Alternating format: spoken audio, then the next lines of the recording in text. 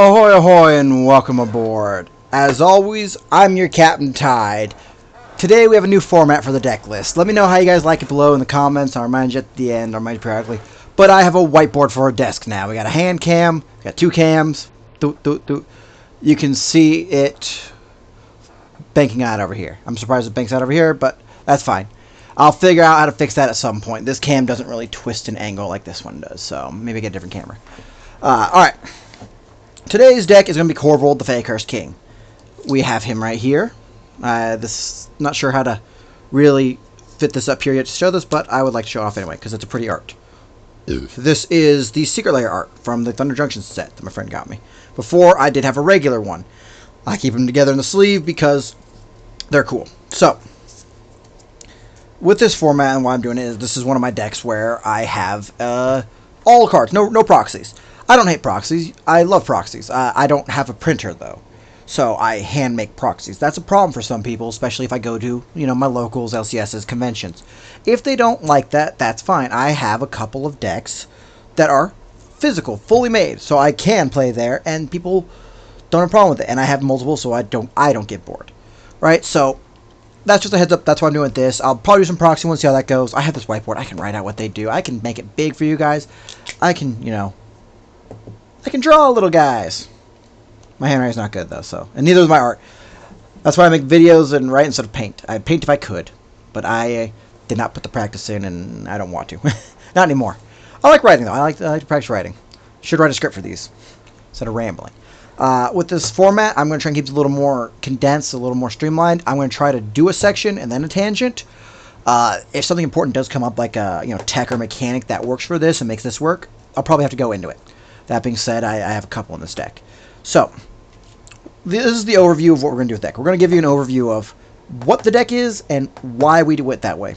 We're going to go over some important tech that the deck has, something I call the Korvold theorem, the Korvold Equation, however you prefer, and the sad lore. This is the deck I'm very proud of. I love this deck. There's some sadness behind it. It was supposed to be something else, and I couldn't do it. I messed it up, and it corrupted and churned into this, the Fae-Cursed King. I don't hate it. I love it.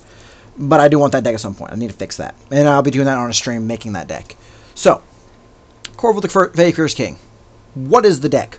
It is a sacrifice treasure deck. What does that mean? It is a deck where we sacrifice things and we make treasures. That's simple, right? But why is it a sacrifice treasure deck? So, we're going to use this green of knowledge. We want sacrifices work through sacrifice outlets, or sac outs as I'm going to be calling them. What those are is any card that allows a card to be sacrificed. Right? That's simple. I'm writing a little small, so I have more space. I apologize. If you want me to write bigger, give me some notes, give me some tips in the comments. I'll accommodate them as we make the videos. So that's what a sacrifice outlet is. That's any card that allows a card to be sacrificed. Common ones. You'll see Viscera Seer. I'm going to try to write this a little bigger so you can see the card. Or Carrion Feeder.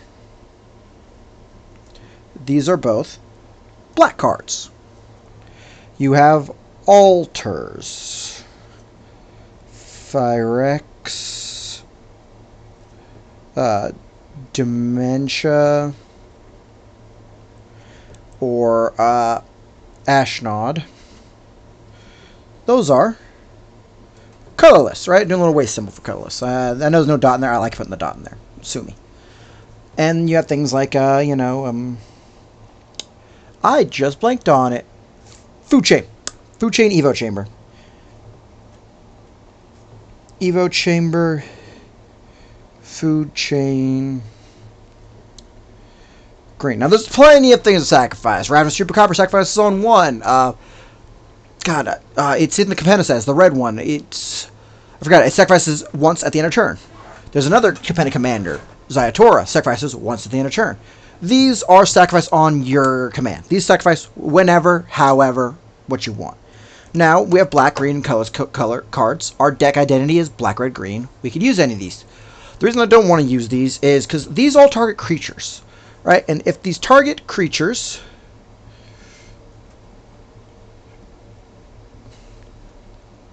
we need to have a lot of creatures. And not only do we have a lot of creatures, we need to then have two things. We need to have recursion and creation. Recursion is stuff like Phyrexian Altar, or Phyrexian, not Phyrexian Altar, we have that over there. Phyrexian Reclamation, and, I don't know, Volrath Stronghold. Reliquary Sage as well, or Reclaimer Sage. Like, we need ways to bring them back, or we need to create, like, Bitter Blossom, or, Assemble a Legion.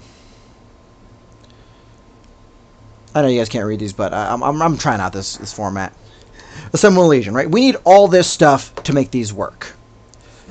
I didn't like that idea. Now, I'm not against having sacrifice outlets in this deck. This is a sacrifice-based deck. Our commander is technically a sacrifice outlet. Our commander's abilities are, when he enters or attacks, you sacrifice. So let's see, Korvold, ETB, or ATK, sack a permanent. Technically, it is sack another permanent, but he gets nothing off sacrificing himself. So it's going to be on enter the battlefield or attack, he sacks a permanent. On sack, put a +1/+1 on Korv, and draw a card. Right? So, when you sacrifice, you put a +1/+1 counter on him, you draw a card. He himself is a sacrifice outlet. He gets buffs on sacrificing. We don't want to sacrifice just once a turn. We don't want to have to get a creature out, get an enchantment out, get another creature out, so I can sacrifice a creature, return it, replay it, enchant it, get out all this combos. I could just do this. Bam. Treasure tokens. So treasures are as follows. Tap sack,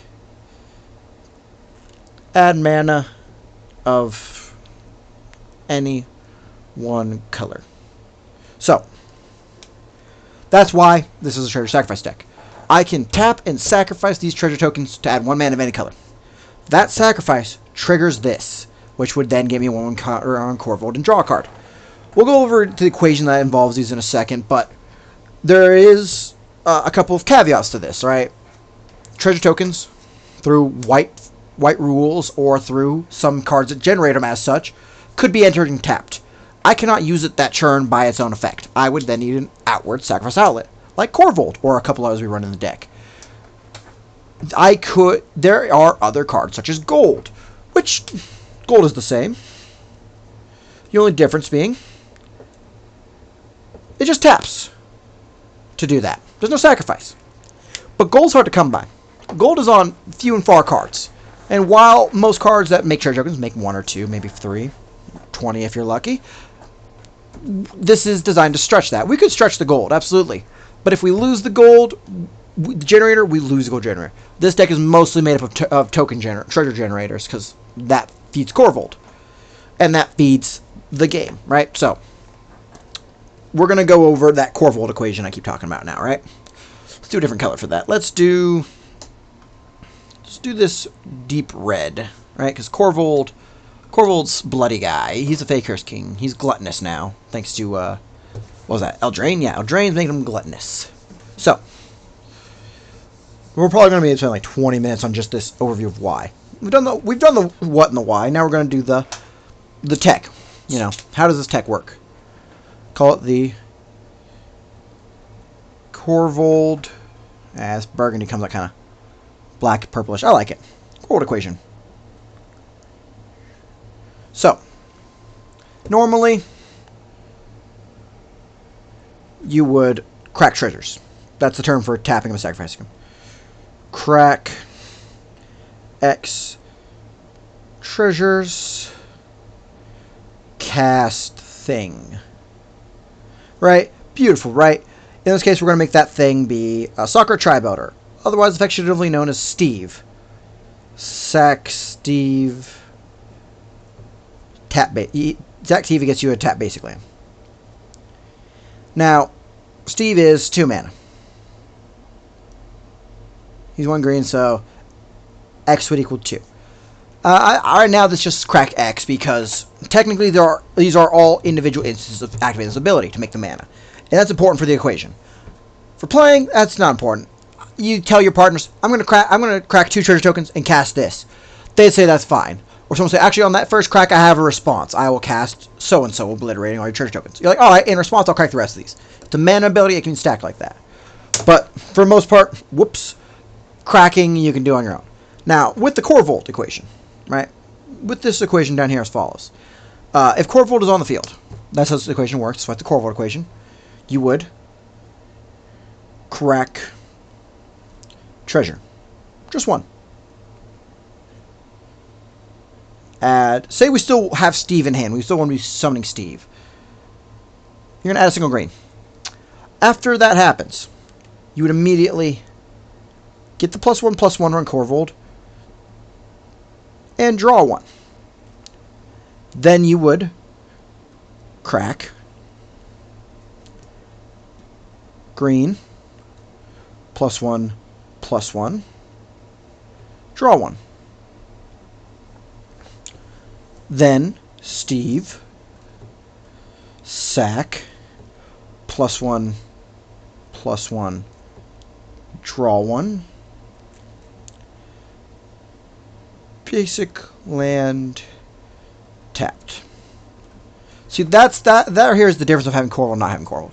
Each of these treasure tokens would make you a mana, would draw you a card. Make you a mana, draw you a card. Steve, sacrifice, draw you a card.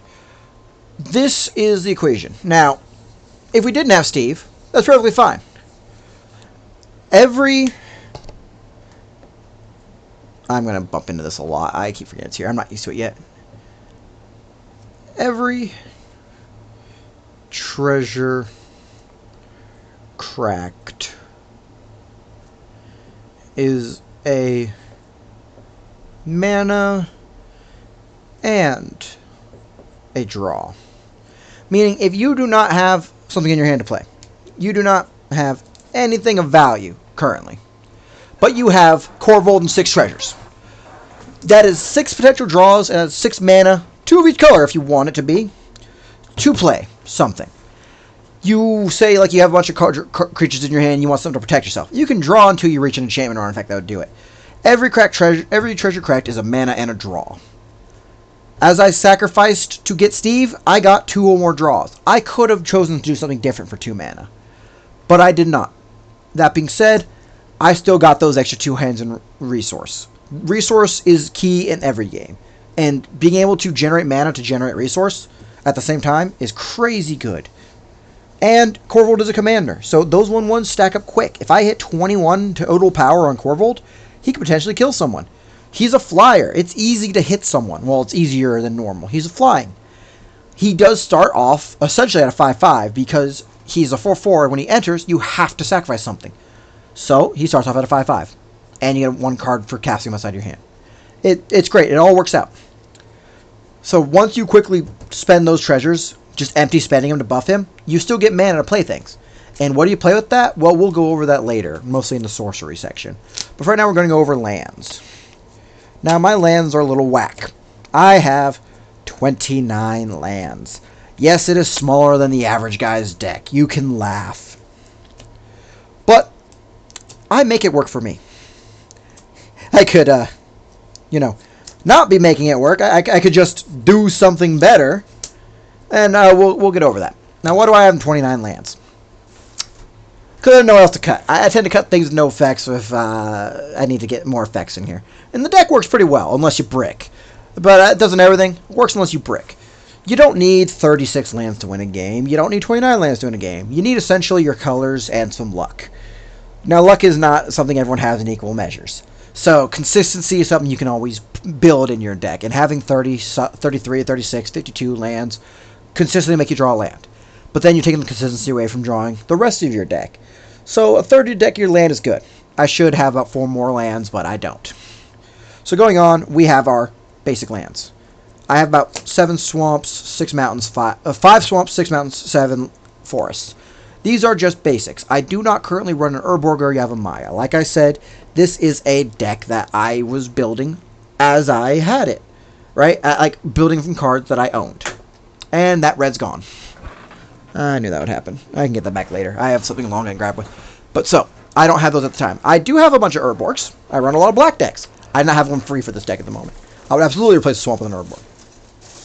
And I do not own Yavamayas because I don't run a lot of green decks. Jund is the closest I get to green on most occasions, so I just never built a Yavimaya. That being said, absolutely, they should be in here. Once we get it through this, there's going to be another card to talk about that we should have put in. And I know it. I just didn't have a spare one, alright? You can flame me in the comments. I just didn't have one available at the time, and I still don't. I should get one, but I just don't currently have the income for it. So, we're going to put these basic lands to the side. Oh, that's right, that's what I was using that section for. That's fine. We'll put them down here on this napkin because it's gross. So, we have these 3. Hidden Nursery, Hidden Volcano, Hidden Necropolis. These are from Ixalan, and these are cave lands. Why do I specify these? Because I'm a little disappointed in these. I was really hyped into Ixalan. I started putting a lot of caves everywhere. I didn't need to. What cave lands do is they are tapped, and they make color. Now that doesn't sound too crazy, right? Yeah, it's a land. It makes color. It's got an effect, so it comes in tapped. Read the card. That's true. There's no way to not make it tapped, unless you run like Amulet of Vitality, Amulet of Vigor, or Archelago's, right? There's very few ways to make them not tapped. They are naturally tapped. They don't have their own caveat. What they do is, for color, I'll just use this green one that's on top. For 3 and a green, you then tap it, and then you sack it to discover 4. This, you might be wondering what to discover 4, or you might already know. It's like Cascade, for those of you who know. And those of you who don't, I'll go over both and the differences. So Cascade is an effect that says when you cast this spell, well, as it is still cast, as it's on the stack, you've cast it, it's on the stack. Cascade triggers before it hits the field. You're coming down, and stop. Cascade time. Cascade will then reveal exile cards on top of your library to hit a non-land card with mana value less than the cast card. Now, because we haven't gone over any cards in this deck that have a mana value, we'll use Korvold. As I'm casting Korvold, his Cascade will trigger. If I could grab him. He's flying. He's sliding. Whoop! Cascade for 5. I hit Steve. Steve's 2 mana. That's 4 or less. That is less than 5. He comes in. He is cast from exile onto the field, and then Korvold enters. That works especially for storm cards and whatnot. Now, the difference for Discover is, this, because it's a land, it doesn't have a mana value. It gives you a Discover value instead. If Korvold had Discovered, it'd be Discover 5. This Discover 4 says exile cards from the top of your library until you exile a non-land card of the Discover value or less. So, where Korvold would Cascade for 4, he would Discover for 5 or less. The other main difference is, if you chose not to cast off of the Cascade because you didn't want to for whatever reason, it goes with the other exile cards back to the bottom of your library. For Discover, you either cast it or you add it to your hand, and then the rest of the cards go back to your library. Now that's all well and good, but these are lands and I would like the mana. I'm already 29 short, right? I'm short. So these, I would recommend being a basic land. At least until I fix the mana base, which I'm doing in my remake. I don't own all those cards for the remake. But while they're still in here, they do sacrifice. You would get a draw on a 1/1 counter. But you'd have already also gotten Discover. So really, cave lands, probably make them a forest. Also, another difference in Discovery and Cascade is Cascade has support. Discover doesn't have a lot of support. At the point of recording this, I do not know of Averna the Chaos Bloom having been errata to say Cascade or Discover. It works on Cascade. You have a lot of cards that work on Cascade. You don't have a lot of cards that work on Discover. So, that's kind of where that is. Maybe they get more value if you had Discover synergy, but Discover just is not a fleshed out keyword yet. Alright, I need something to drink. I recorded about an hour of this before I realized it wasn't recording. So, up next, Colored lands, your multicolored lands. These are simple. These are standard. You got Command Tower. It's a commander deck. You're going to have Command Tower. Yeah, no, I could have done a better voice. I wasn't trying to do the voice. Good me. Zyator's Proving Ground. This is called a Triome. Triomes are, I'm going to call them typed lands of 3 types. So a forest is a monotyped forest land. A mountain is a monotyped mountain land. This Triome, specifically because we are a Jund deck, is a tri-typed swamp, mountain, forest. It is considered all of these. For cards that would search for forest, search for mountain, or search for swamp, it searches for these. For cards that search for basic land, it is not a basic land. So that is the key to remember. Now, this comes in 3 colors. This can tap for one of any of those 3 colors. Black, blue, green. Oh, sorry, black, red, green. I always want to say black, blue together. It always enters the battlefield tapped. That's not that big a deal. Especially not if you're searching it. If you're searching these cards, things that search it generally tend to put cards in tapped. So, you're not losing there. And if you have enough mana, yeah, we don't understand that here. You may cycle it for 3 mana, meaning you discard it, draw a card. But this isn't a discard deck, so that cycling is less effective. And this is called Savage Lands. This is what used to be considered a Triome. It wasn't really down the term, but it is budget Triome all day, every day. It still taps for those 3 colors, and it always enters tapped, but it's just a land. It's not searchable. It doesn't have cycling. It just wishes it was its older brother Zyatora. Or technically it's jealous of its younger brother Zyator's Proving Ground.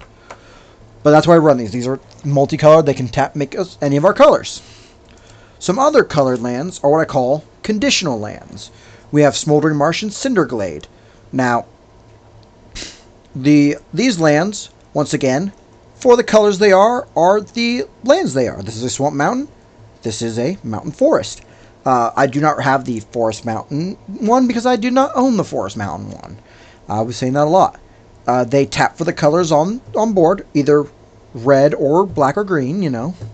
And I call them conditional because they enter tapped unless you control 2 or more basic lands. There's plenty of these ones. Unless you have 2 or more opponents. Unless you control... They enter untapped if you control less than 2 lands. These are all conditional untapped lands. I don't know the actual terminology for them. That's the best term I have. Then up next we have our utility lands. So these I'm going to need some assistance with. First up is the Mines of Moria. This is a legendary land, and it comes in tapped, but it is untapped if you control... Yeah, I can't write and talk. If you control a... I can write and talk if I'm talking about the same thing. Control a legendary creature. Right, so, like I said, this is a commander-focused deck. Our legendary creature should be out, but that's at 5 mana plus if we draw this. If we draw it under 5 mana plus... As long as we're not drawing on 4 mana, we can summon our commander on curve, right? Playing tapped early isn't that bad. Because it's early. You don't have anything to do. Unless you're going to play Soul Ring first turn, or Sarah's the Center, you have a 1 mana drop for that turn. Playing a tap land first turn is not so bad. Second turn, a little worse. Third, a little worse. You know, it scales up in how bad it is. But that's not that bad. And this has a condition. It's also rather simple to meet in our deck, because as we go through creatures, just we have a lot of 2-drop legendaries. So... Once again, as with most lands, mixed color. You see that this is a bright red card. It makes red mana. But the real key is this ability. For 3 mana and a red, you can tap it, and you exile... That's how you spell exile. 3 cards from your graveyard. You make 2 treasure tokens. So 2 is kind of average. You'll see a lot of 1s and maybe some 3s, but 2 is the amount of average treasure tokens we'll make. Now you might be thinking, that's 4 mana and 3 cards from your graveyard. What if I want to get those cards back? Well, you have the right colors for it. You could run a recursion style deck. Black has Phyrexian Reclamation, Volrath Stronghold. Green has like Reclamation Sage and the like. Red has some ways to get back instant sorceries, but they're kind of gone after you get them back. So you have the absolutely, you could recur. And I used to have recursion. I run Bow and Ilea for green. That's a dead card in this deck. That can be a land, by the way. making 2 treasure tokens from 3 cards and 4 mana works in this deck. We can stretch this hard. We can turn this 4 mana into 36 mana. Off the top of my head. Like, I can either make this 2, become a 3, become a 4, become an 8, become a 16. Those 16 each tap for 6 mana. Like, that is possible in this deck, and it is likely in this deck. Provided you've drawn your lands to play them. Yes, the disclaimer, I know, it's small, laugh. Next is that Reliquary Tower, because we draw a lot. If we're making a lot of treasure tokens, we're drawing a lot of cards. Reliquary Tower prevents us from having to get rid of our hand. That means that we have 1 card, we actually do 1 in our hand. We want in our graveyard. That's also a card that can be removed, because we don't run outside sacrifice fodder or discards. Not very helpful.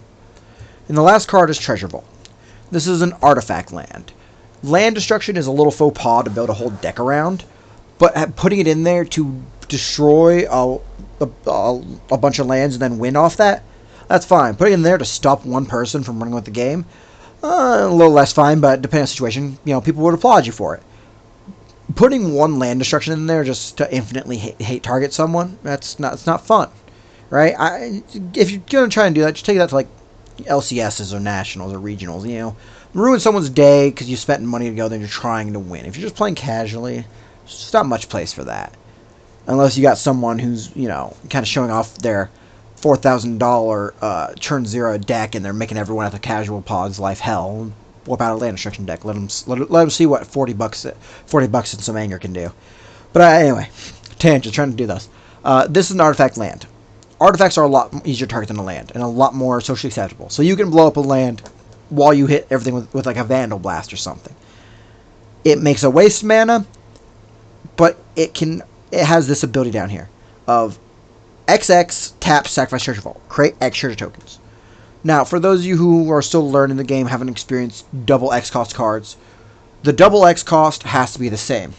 So if I have this card here, XX, tap, sack, make X, this is the important parts of the ability, make X. This X has to be the same. You have to put in 7 and 7. You can't put in like 6 and 9, that doesn't work. 7 and 7, and then this X is equal to 1/2 of XX is this X. So if I put in 7 and 7, that's 14 mana. Tap, sack. Make 7. Now why can't you just put in, 6 and 8 and make 14 mana that way? Well, because it just kind of takes one of the X's. I'm not sure. That's just the ruling. That's the ruling I've always known it. That's the ruling it is. I do not have a concrete reason to give you at the moment. But this will make that. And not only will it make half of the X treasure tokens, Korvold will come in and get that 1/1 that draw. Actually I just realized the reason why you can't put 6 and 8 in it is because you can put 6 and 8 in it. You're putting in 14 regardless. The way you separate it in your head is fine. On the card, it would still be considered 7 and 7 because that's the half. Right? So the card itself solves itself. But there you go. But that's the 29 lands we run. That's the reason why we run those lands. You probably run more lands. As we come across some cards that you don't need to run, I'll point them out. So I was doing orange for these next ones. I like orange. I got a lot of new colors I want to try out. I want to see how they show up on cam. So you guys are being tested in this video. And once again, leave a comment down below. Like, subscribe. Leave a comment how you like this format. Do you want me to do better? Are things readable? So, creatures. We have 30 creatures in this deck. That's a fair amount, right? It's more than our lands. It's almost a third. The creatures in this deck are pretty important, pretty heavy. One creature in here kind of unlocks a sad backstory. Like I said, I'm proud of this deck, but it's got a sad backstory. So first boy on the list will be Professional Facebreaker. This boy is a 3-mana 2/3 human warrior. Now, creature type doesn't matter in this deck. We have 2 synergies in this deck that matter, but we don't really have access to many of them. They're all from one card, and we only get the synergy really through another card. And I always say, like, oh, the least parts of a combo you can have to make something work better. But sometimes you just need to have multiple parts to a combo. That's fine. It's not bad if you need a 7-card, 9-mana infinite. I used to run that, by the way. 7 cards, 9-mana infinite churns. The people who knew what was coming stopped it early. People who never seen it before had no clue what I was doing. But so, Professional Facebreaker. He's 3 mana, 2/3, red creature, menace. When one or more creatures you control deal combat damage to a player, you create a treasure token. You can sacrifice a treasure token and exile the top card of your library. You may play that card this turn. Now, a couple things with this. One, we'll go over that sacrifice one. He is a sack outlet. Like I said, it's not that I didn't want sack outlets, it's that I wanted a consistent one, and Treasure's self-sacrificing is the most consistent. That sacrifice will still proc Korvold. I will get the draw Korvold, then I'll get an exile. This is a little redundant, because I already kind of get that in my hand. And this is for the turn. If I don't have the mana to play it after, I don't get to keep it after. But this is a way to sacrifice something like a tap treasure token, right? Because it's an outside sack outlet. So that isn't as important as Korvold on the field, but it can be used. The other one is the combat trigger. So I'm person D, that's person A, that's person B, and that's person C. Say I have 3 creatures, right? If I swing all 3 of them at A, and I am able to, deal combat damage, that just generates me 1 treasure. But if I split them up, person A and person C take the damage and person B blocks, I then get 2 treasures. If I had, say 4 creatures, and I swung 2 here, 1 here, 1 here, and B now has to take my damage, 3 treasures. See how that works? It's not about the creatures swinging, it's about the players being dealt damage. It's important because I do run a lot of cards that have that kind of trigger, like Malcolm the Keen-Eyed Navigator. But so that's how he would generate 1 to 3 treasures. Like I said, 2 is the average. You're going to see a lot of 1s and you might see some 3s. He is potentially a 3. Potentially. We're going to set him over here. He can just sit over here and think about what he's done. Up next we have Galagrators. This card is a 2-mana green 1/1 elf druid. He is a small boy. He is a situational boy. Another situational. He is constant, small increases. War is won in a battle of inches, not feet. Whenever another creature in his battlefield under control, you choose an ability that hasn't been chosen this turn. He has 3 separate choices, meaning you can trigger his ability 3 times. Meaning if you summon up to 3 creatures, you get all 3 abilities. I usually don't do that. While I have 30 creatures, I did decide to make this a treasure sacrifice deck, not a creature sacrifice deck. So I'm not building a creature base like that. So, his 3 abilities are, you put a 1/1 counter on him, you create a tap treasure token, once again. He can use those. I have other cards that can use those. Or you can gain 2 life. Now, normally I tend to create the tap treasure token and put a 1/1 counter on him, making him a little bigger. He's a 1/1. If I have to block something, it's not the end of the world. But he can potentially be a baby Korvold. I can gain 2 life if I'm in a bad situation, or I have to keep spending life because someone's running like a Liesa or something. Up next, Magda. Now, Magda is a 2-mana legendary creature, and she is our synergy card.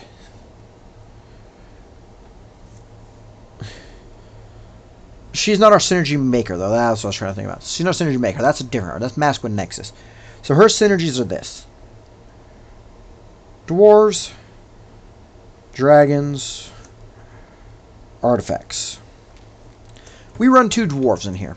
The dwarves get +1/0 and tap equals treasure. I will write that somewhere else so it can be bigger, right?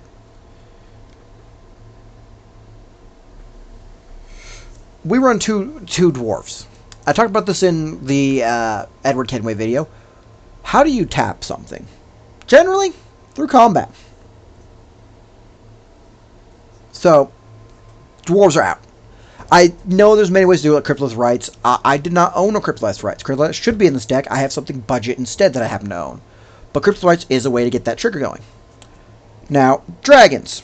She gets to sack 5 treasures, and she activates this effect. That is 5 of the 17 sacrifices necessary for Korvold. Technically 16 because he is forced to sacrifice 1 on entering. So that's 5 of the 16.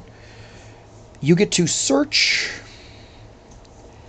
and put onto field. Now that is just an ETB effect. It's not a cast effect. You're not casting anything. It's just being put on the field. Dragon or enchantment.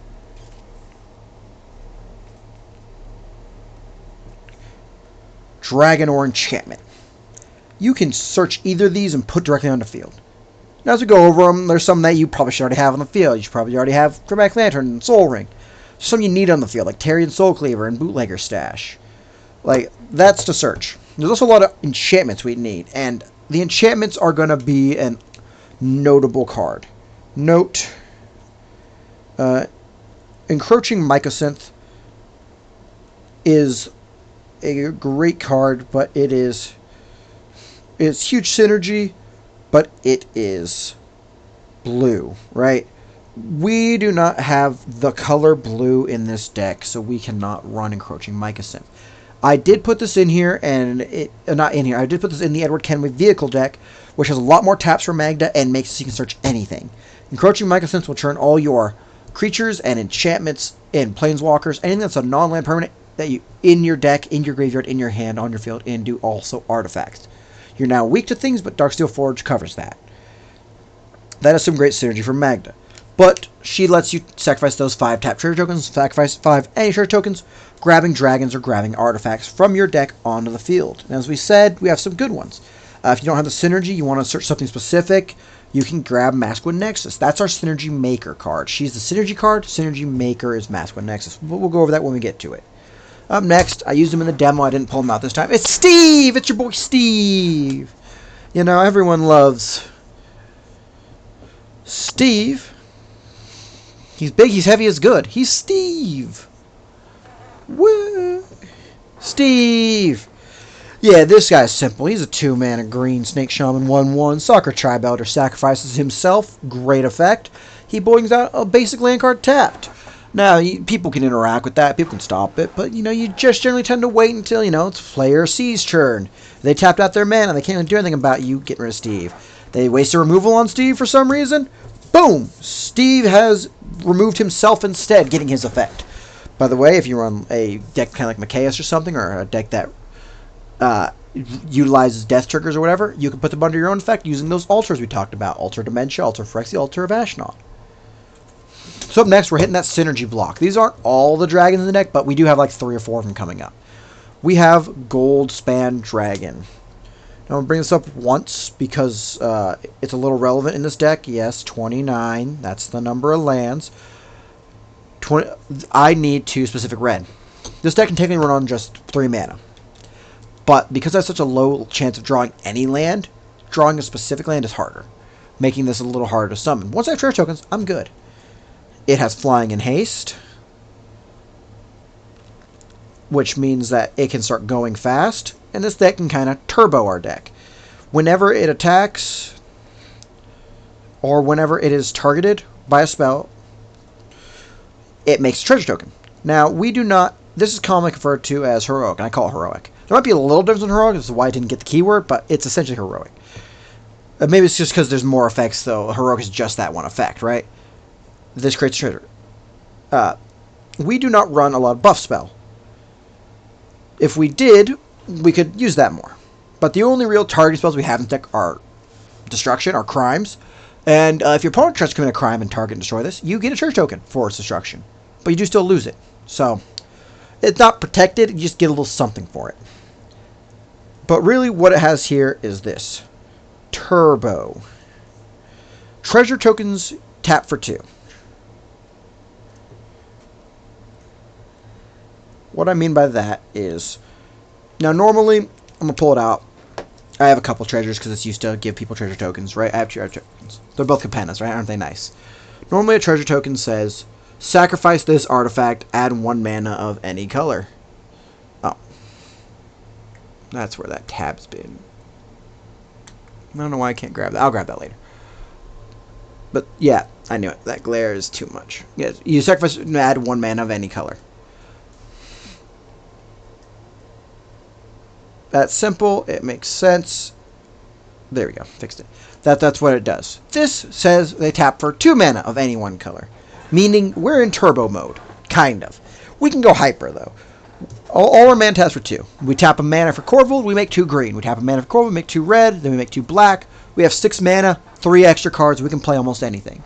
So, even if you have to attack to swing and make a treasure token, if you don't have that safely, that's fine. Him just being a static enchantment is incredible. And we do have another enchantment that's also a creature that works well with this And it's Nyx Bloom Ancient, and we'll go over how it works when we get there. So, up next, Zayatora, the Incinerator. We had our proving ground as 3-color land, so we know she's 3 colors. She is our commander colors. And she costs 1 more than Korvold. Korvold's at 5, Zayatora's at 6. Why we don't run her as a commander, and I would, is because she's a little slow compared to Korvold. While Korvold is a slow sacrifice style, he works really fast when you can sacrifice outside of him. Zayatora works by being the sacrifice outlet, but very slow. So, she is a 6-mana, 6/6 legendary demon dragon. At the beginning of your end step, you may sacrifice another creature. When you do, Zayatora the Incinerator deals damage equal to that creature's power to any target, and you create 3 treasure tokens. Now, that seems great, right? We're sacrificing, we're making treasures. What more can we want? Well, we sacrifice one thing. We have 30 of these, not counting this. If this was commander, we'd have still 30, because just swap those two. We have 30 things. The average power level of the deck is around 2 to 6. That can hit any target. That can hit a person. Ouch, that stings. That can hit a creature. Potentially killed it. That can hit a planeswalker. Either they don't care about it, or they're running a planeswalker deck and they have ways to get it up there fast, so 6 doesn't really do anything. Then I make 3 treasure tokens. It's a fling that makes me always 3 treasure tokens. I don't really care with Korvold about the sacrifices as much as I do about the treasure generation. So the 3 generation is good. Why it's in here is because I can fling Korvold. My Korvold's a big guy. I managed to get my Korvold 40-40. I swung. I killed you. You're low. You're low. He's decently low. He can do something about me. He can't, even though he has more health. Fling. That guy's dead. Next turn, I still have more mana. Resummon Korvold. Go nuts. Do whatever I want. Fling him again. Fling something else. I still have 3 treasure tokens. That covers his first commander attacks. That covers most of his second commander attacks, right? She is a good fling, and she's Dragon Synergy. And Capenna. This was originally a Capenna deck, but it had a different Capenna commander. And we'll get to that at the bottom of this deck. So up next, last of this little synergy block, Ancient Copper Dragon. 6 mana, 6/5 Elder Dragon. This flying creature says, whenever it deals combat damage to a player, you roll a d20. And you create a number of treasure tokens equal to the result. This is kind of what I was talking about when mentioning, oh yeah, you're likely to get 1 or 3 treasure tokens, probably in the 2. But you can get up to 20 in one go. And with the right builds, this 20 that we can make is huge. Now, we're not going to make 20. You can make 1, we make 20. Crit fail, crit success. It's a D&D card. We're likely to make around like 4 to 6. But like if we make 4, which is more than average, that 4 can quickly become 5, 6, 12, 24. 24 times 6 each of them. Like quickly, it'll ramp out of scale. We just need to hit it once. And that's a good search for Magda. Up next, Marionette Master. So, this is our win con. Not our only one, obviously. But it is a very important win con. So, I'm going to say space over here for other things. She has Fabricate 3. Fabricate 3 either makes 3/1/1 art creatures, or 3+1/+1 counters get put on her, making her go from a 1/3 to a 4/7. Now, why do you want to do that? Because whenever an artifact you control is put into the graveyard from the battlefield, target opponent loses life equal to Marionette Master's power. Like I said, we're already sacrificing a bunch of things with Korvold. Treasure tokens are artifacts. Every time he goes up 1, she does 1 damage to someone, or 4 damage to someone. I don't have a way to sacrifice these little servos she makes. I do have a way to sacrifice other artifacts and make her damage worth something. But so, now you may be wondering, for those who haven't encountered this scenario or anything, tokens don't exist in the graveyard. Tokens can't. They fizzle, right? But how does a token fizzle from graveyard? We're going to have it over here. Tokens and graveyard. How do they work? So, a token cannot exist in the graveyard. You're absolutely right. Tokens can't exist in your graveyard. But that's the key word. They can't exist in your graveyard. They fizzle from graveyards. But how does it know that it can't exist? There's state-based actions. I call them state-based checks until something happens. State-based... I just wrote state check. That's kind of the explanation, but state-based action, check. That's what happens. So at every moment of the game that something happens or doesn't happen, the game is checking what's happening. If I'm sitting there with my hand and I'm thinking, the board state is being checked. Nothing's changing, so the check happens to be the same every time, but it's being checked. If I play Marionette Master, the board state checks. Is she in my hand? No. Is she being cast on the stack? Yes. No responses? Check. Is there a space for her? Yes. Is it legal to play her? Yes. Is she on the field? Yes. Any triggers? Oh, there's a trigger. Responses? Check trigger. Has any of these happened? No. Do the trigger. That's the state-based check. The action is what happens when it's in that state. So a token is on the field. If it gets destroyed or sacrificed like a treasure token, it's sacrificed. The state's checking, that ability triggers. It sacrifices, it hits the graveyard. And once the token's in the graveyard, that state-based check happens. It checks where it is. It checks what it is. Can tokens be in the graveyard? No, tokens can't exist in the graveyard. While it's in the graveyard, that check becomes the action of fizzling. But it has to be in the graveyard to fizzle. Meaning that tokens can go to the graveyard and can fizzle. So if you're playing with someone and they're arguing with that, bring up my video. Bring up my video at any given moment. You know, you're at your christening, like, yeah, bring up this video. Bring up all my videos. My videos are great for any occasion. But so that's how that's a win con. Every treasure token we sacrifice does 4 damage to someone's face. And like I said, if Korvold swings at one person, Zayatora will fling at another person to kill him. That third person can be a Marionette Master. We have enough treasure tokens. Theoretically, at that, it's 10 treasure tokens each. If we can make 40 treasure tokens, which we easily can thanks to the big dragon here, 40 treasure tokens kills one person. Well, sorry, 10 treasure tokens kills one person. 30 kills everyone. You can roll 20 off that. We can double a lot. Theoretically, you just need to roll, I think it's like 8. Yeah, you just need to roll 8. You need to roll 8 in there, because you can 8 plus 1 plus 2, that's 10. Times 2, that's 40. Sacrifice them all, you win. Right? But moving on next, a support card. This is, I didn't mention with Magna, but she's a legendary. This is also another 2 mana and legendary. He is a black-red, or she is a black-red. It's Kalain, the Reclusive Painter. This 1/2 legendary human elf bard enters the battlefield. You create a treasure token. Makes 1. Makes 1 ETB. We don't have Flicker. We don't have Recursion. That one it makes is the only one it makes. That was going to stretch. We're going to stretch that like wildfire, like putty. The other effect here is other creatures you control enter the battlefield with an additional 1/1 counter on them for each mana from a treasure token spent to cast them. Now, that seems like redundancy, and redundancy is good. You should have redundancy until your deck becomes redundant. At that point, that's too much redundancy. Korvold gets a 1/1 for each treasure token spent while he's on the field. But if I have to spend 5 treasure tokens to summon Korvold, I don't get those 5 1/1 counters on him. If I have 6 treasure tokens, say, or Kalain and 5, I spend those 5, Korvold comes out with 5 1/1s. Sacrifices Kalain for a 6 1/1, make him already a 10. That's a huge buff just off the bat. That makes Korvold hugely threatening. And that works for anyone. And what's important about this is I gotta bring another card for help.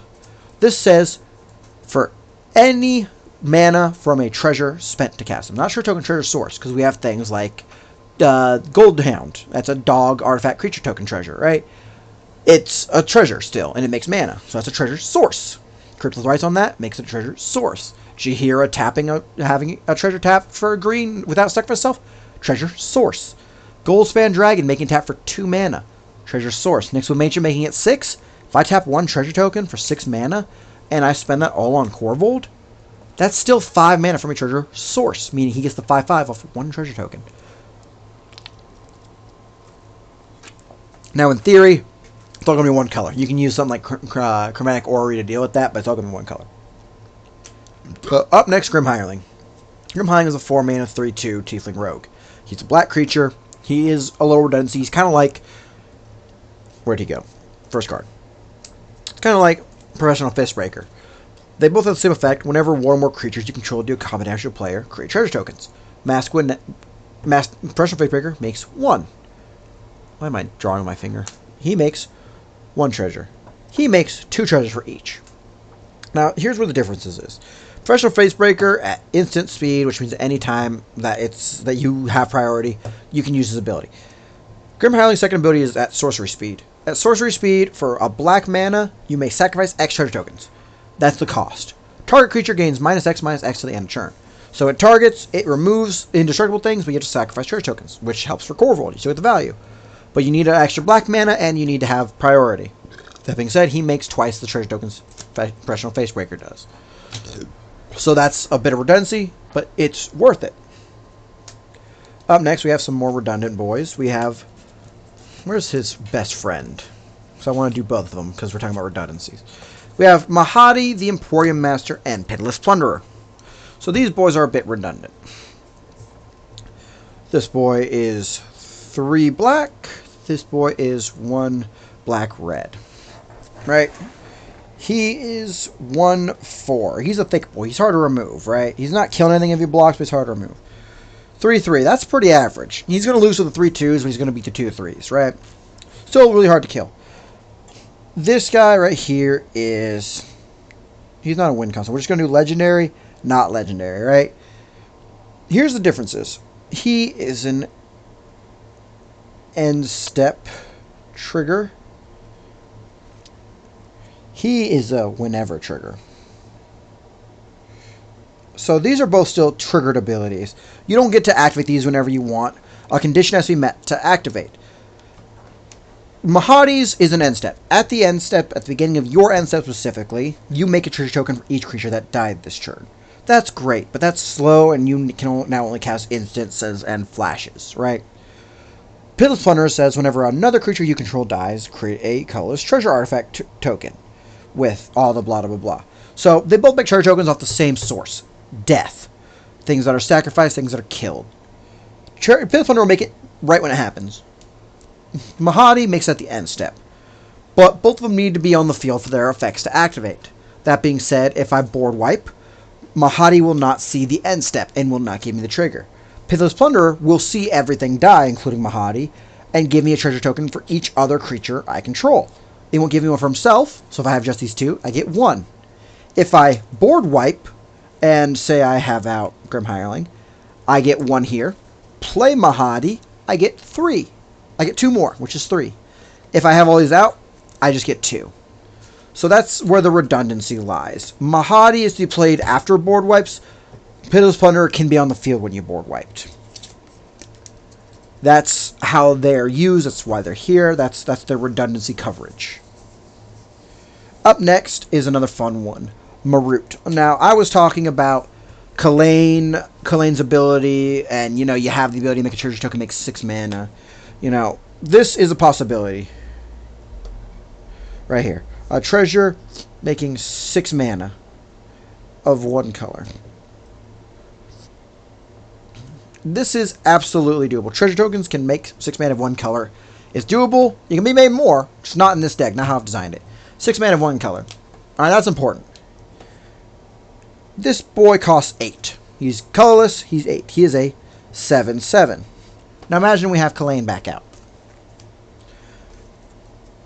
Because I want to talk about what he does in a second. So we have Kalane, these treasures tap him for 6 mana. We need 2 treasures to cast him. We tap 2 treasures, that's great. We have 12 treasure mana, 8 of which is going into him. He has trample, and with that 8, he quickly becomes a 15/15. It's all well and good, right? He's an artifact, he can potentially be destroyed, he's a creature, can potentially be destroyed, he's a 15/15 on 8 mana. He has trample. What his real ability is when he enters the battlefield, if mana from a treasure was spent to cast him, you make a treasure token for each mana from a treasure spent to cast it. Now, as we went over with Kalane, it doesn't matter how many treasures, it matters how much mana that came from treasures. If I spent all 8 mana on him from 2 treasures, I make 8 treasures. I make 8 treasures. I have enough that can become 10 treasure, that can become 40 treasure. Each for 6 mana. That's a lot of mana. But like I already said, we got 40 treasures. I don't remember where it went. Marionette Master can kill on 30. It can kill everyone on 30. On 40, you can kill yourself. Right? You can kill everyone. Unless it's Teferis. But so Marut, you don't have to run a Marut. I like a Marut. I owned a Marut. Marut was fun for treasures, and it's always great to see this happen and watch the color drain from your friends' faces when you have a 15/15 and 40 more treasures, each making 6 mana. What is that? 240 more mana? Yeah, once we get to those X costs we run, that's a lot. But so up next, We have another baby marionette master. We have Pyre/Arsonist. This is a 3-mana 2/2 Vyashina Shaman. He has an ability that works great after Korvold. This is like an after Korvold ability. For 1 mana and tapping him. That 1 mana can come from a treasure source. That gives you Korvold bigger. That 1 mana that you tap from treasure token comes from here. You deal X to any target, where X is the amount of sacrificed permanents this turn. X equals the number of sac permanents this turn. And it's your sacrifice permanents, right? So, you sacrifice all the treasure tokens. If you just sacrifice 1 treasure token, you do 1 damage somewhere.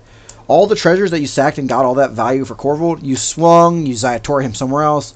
Pyre/Arsonist hurts someone else, right? This is sort of a baby effect version of Korvold. And like I said, we can make 40 treasure tokens. If we just make 20, that might be enough to kill with him and Marionette Master. He is, a baby win con. He's not a full win con, but he is a win con. This one, Rose Room Treasure. You could potentially remove him. You can keep him. It's up to you. He's got that alliance ability, meaning anytime a creature enters the battlefield, you get an ability. Right? But this says, for trigger 1, for trigger 2, you make a treasure. For triggers 3+, you pay X, deal X to any target. Now, like I said, we're not playing a lot of creatures. And like with Galligators, we're probably not going to get up to this 3. But we can make 2 treasure tokens off of him, which we can stretch. Afterwards, we can just use the treasure tokens to hit 1 person. Those are all sacrificed. That works with Pyre/Arsonist. That works with Korvold. Right? They're not being sacrificed to make mana, but they are being sacrificed. So he's not bad to have in this deck. He's 4 mana. He's a 4/3. He fits pretty well. He's sitting comfortably on his own on the board. But up next is kind of a necessary card. This is Zorn.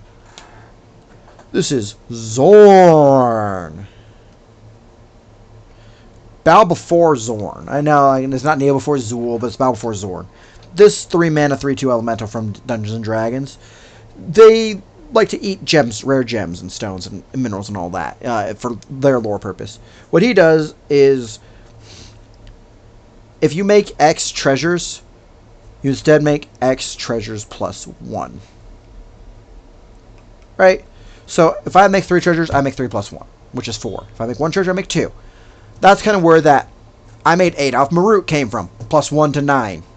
I have another card that does the same thing, +1 to 10. All these abilities stack. And that's kind of important because any stackage works as follows. So we have the priority.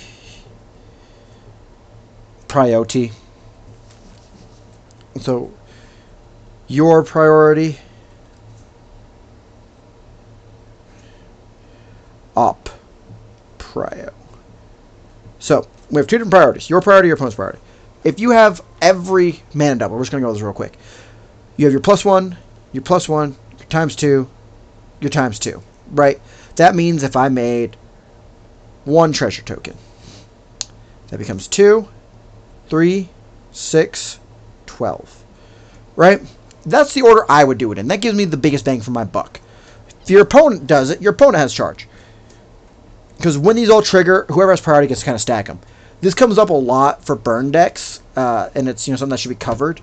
Burn decks, that priority of like that multiplication of damage, if you're flashing it on your opponent's turn, they can potentially lower it. I do believe it wasn't Mauled Hound, was it King Magic? I forget who I saw did it, but it was a great video. If you're checking me out, I'm very new, I'm very low. You've probably checked them out. You're probably, keeping up with the scene, so you've probably seen it. But they get to choose as priority. We're going off 1. 1 × 2 is 2. 2 × 2 is 4. 4 + 1 is 5. 5 + 1 is 6. You get half as much with all of our doublers because someone else had priority. But that doesn't really happen. Our treasure tokens are generally made during our turn. That's something to notice. And Zorn is one of those treasure token manipulators. He manipulates the amount.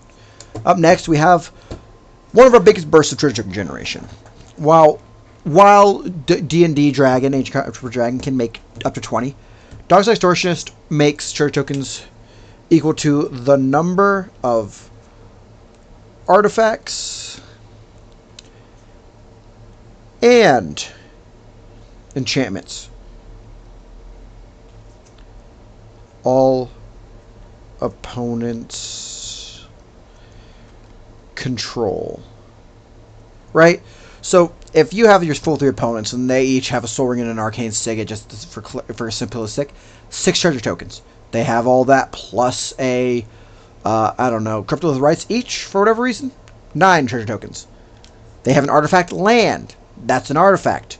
That he quickly will make a bunch of them. And in the way the deck was originally made, he made double that. Because if I have a way to give my opponents treasure tokens, which I do, or they have their own way to make treasures or golds or servos or mirrors or whatever, that counts for this. That gives you a huge buff. Darkside Extortionist is like a $40, $60 card for a reason. He's in every red deck. This is your quickest way to get mana.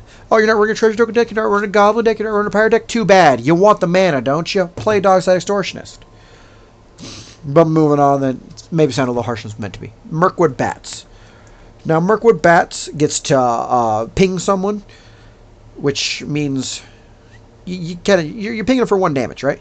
You get to ping. You ping each opponent. Now, he is a 4-mana 2/3. How does he ping? And why does it matter?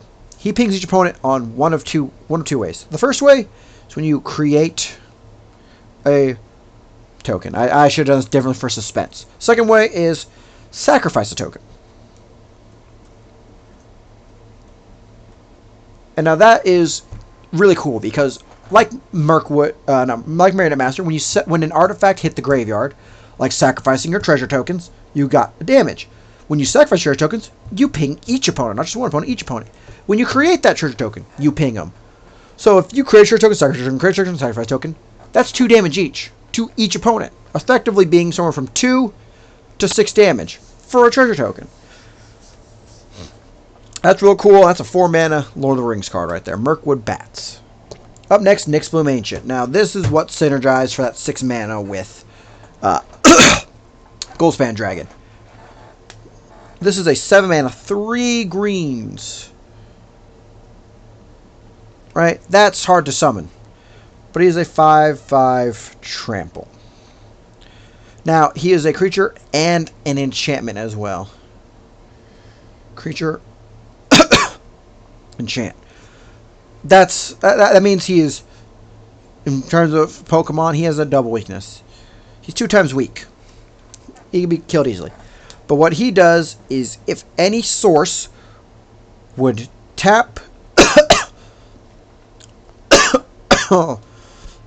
Man, I was having to talk for a while. Any source would tap for a mana.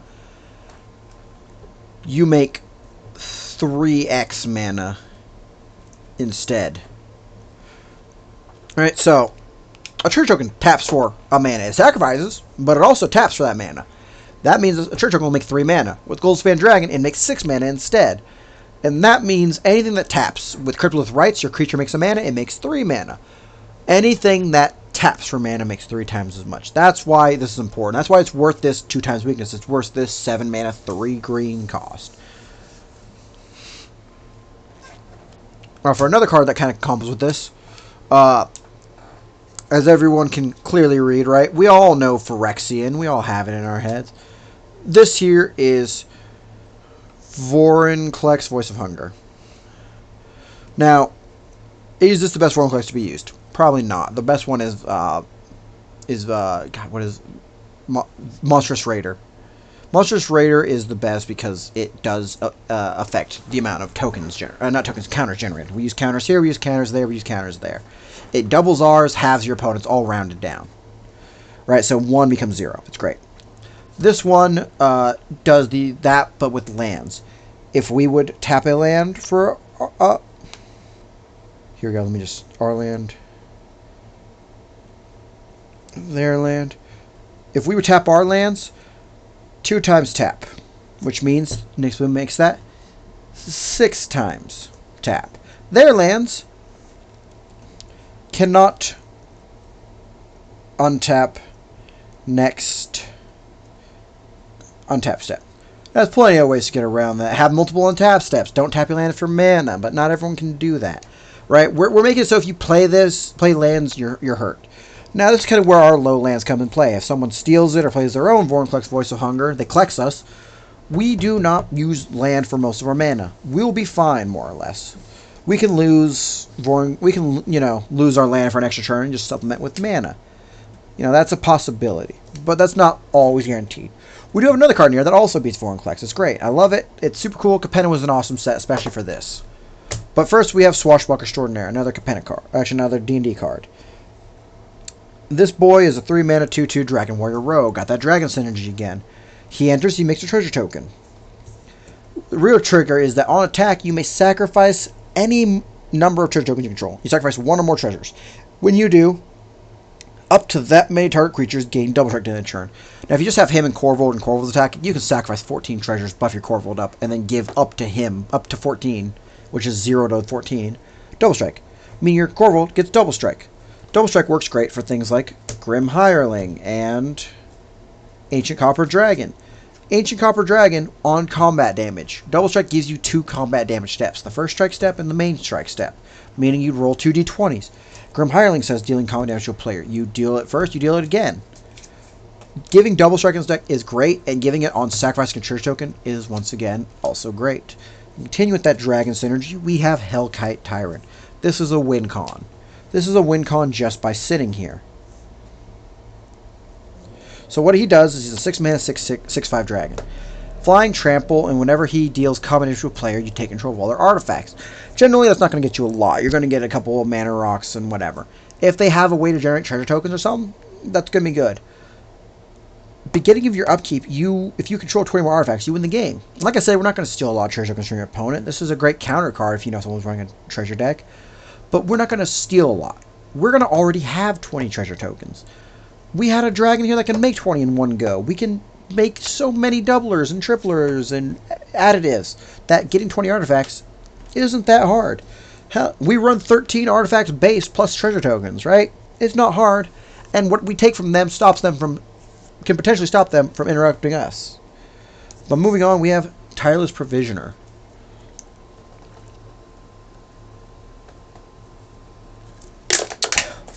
Just I'm drinking a non-branded red can doesn't mean I'm sponsored. I wish I was sponsored. We have Tireless Provisioner. This is a 3-mana 3/2 creature. You've probably seen him if you've played against a green deck. He is a great card for landfall trigger decks. Whenever land enters the battlefield under your control, you create a food token or a treasure token. Now, these are both tokens, they both sacrifice effects. The difference for us is that a food token, while it doesn't generate mana, generates 2 life. That's pretty good. It generates 3 life. It costs 2 mana to crack it. A treasure token costs itself, right? So that's the difference. The food tokens are gonna cost us mana to sacrifice it. The treasure tokens get us mana to sacrifice it. So we're gonna always make a treasure token. And remember, that is lands that enter the battlefield, not play, not war, anything. If you can cheat out a land, that works. Up next, we have Disciple of the Vault. This is our budget pinger. This is Budget Marionette.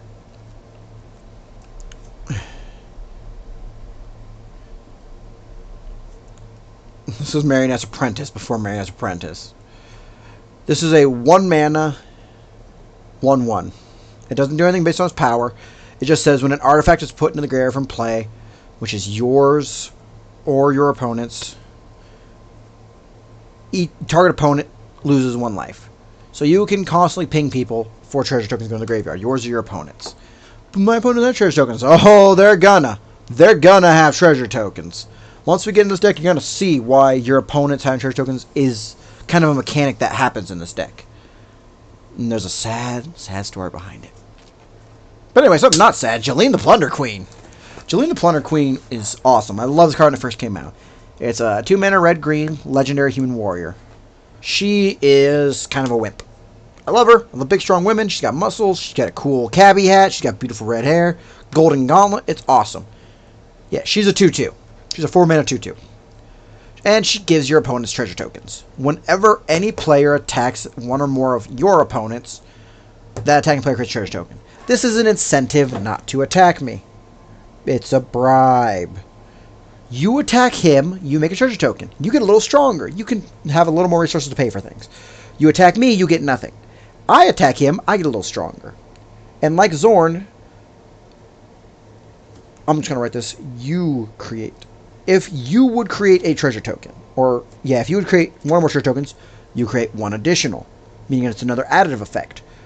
When the opponents attack, that opponent creates their treasure token. When I attack, I create that treasure token, meaning they don't get that +1 Jolene gives.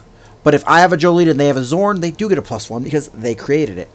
Now, this doesn't really come into play that often, this specificity of words, because a lot of things like Beast Within, for example, we'll cover one next section in the instance, it does say its controller creates. It doesn't say you create a 3/3 for them, its controller creates. I want to say Generous Gift might say that, but once again, it doesn't come into play that much. Right, we're not done with this yet. But so she has another ability of sack 5 treasures. This is a theme, isn't it? First Magda, now Jolene. What happens to Jolene is Jolene gets big, right? Jolene's paying for creatine. Jolene's got a subscription. Every time you sack 5 treasure tokens through her ability, she gets stronger, right? You can see this jump, like I'm a Yu-Gi-Oh card or a Digimon card evolving. Pokemon card evolving, that's it, Pokemon. It was a huge jump. And those 5 that give her a 1/1 give Korvold a 1/1 for each 5, right? So she and Korvold will be doing the same thing. She just happens to have a lot more synergistic effects with the deck, whereas Korvold has more parasitic effects with the deck, right? That's fun, right? Imagine that. You have your deck being a Fig, you got Fig deck. Fig deck. You get all these synergies in your Fig deck. And then, who do we have boring in? But I don't know how to draw wasp too well. Forgive me, chat. I can't really draw wasps. We have Parasite Korvold.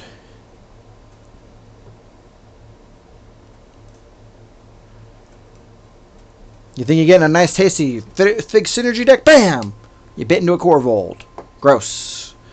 Weird fact about Figs, right? It's like wasps breed in them. It's just gross. It makes me curious about what's in my Fig Newton. Don't love me a Fig Newton, but my God, am I eating a Fig Newton. I don't even like Fig. I just saw someone talk about that. What's up with Fig Newtons? Why do we love those? That's just weird, right? Anyway, tangents. Trying not to do those. Fane the Broker. Fane the Broker is an insane card. So, Fane the Broker is a 3-mana legendary 3/3 with insane effects. So this is kind of spoiling the fun. So I'll just do that. Let's see, this is sack Artie.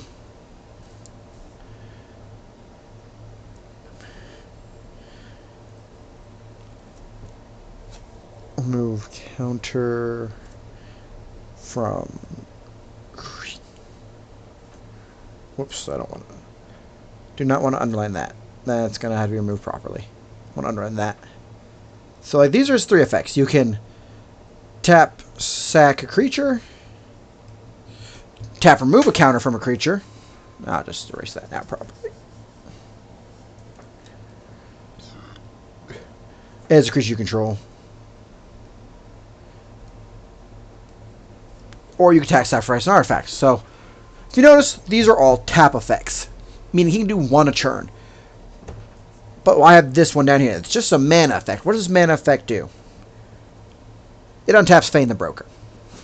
Right, so this is kind of how we get a combo off. Fane the Broker needs a lot of synergies for this combo, but their cards were already running. I didn't mention in any of these cards we've covered, because we've covered all the cards that give Fane his synergy. Yeah, every single card that gives Fane his synergy. We've covered them all. I'll pull them out in a second. We've covered them, and I didn't talk about, oh, I run this because I run Fane. No, I run Fane because I'm running all this. So you can untap him to activate these abilities multiple times a turn, but you need 4 whole mana. So Fane's first ability, if you sacrifice a creature, you put 2 +1/+1 counters on a creature. It can be him, it can be someone else. You put 2 +1/+1 counters. If you remove a counter, you create a single treasure. If you sacrifice an artifact, like a treasure token, you create a 2/1 Inkling token. It's white-black, it's flying, it's an Inkling token. So he can make an artifact, he can make a creature, he can put counters on things. He can fulfill his own self.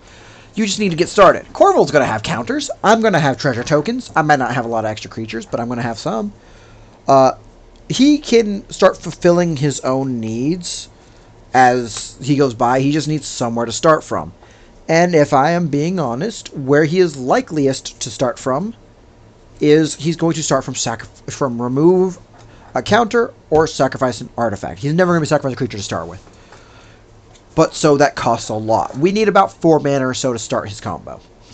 Even if we have all these beauties on the field.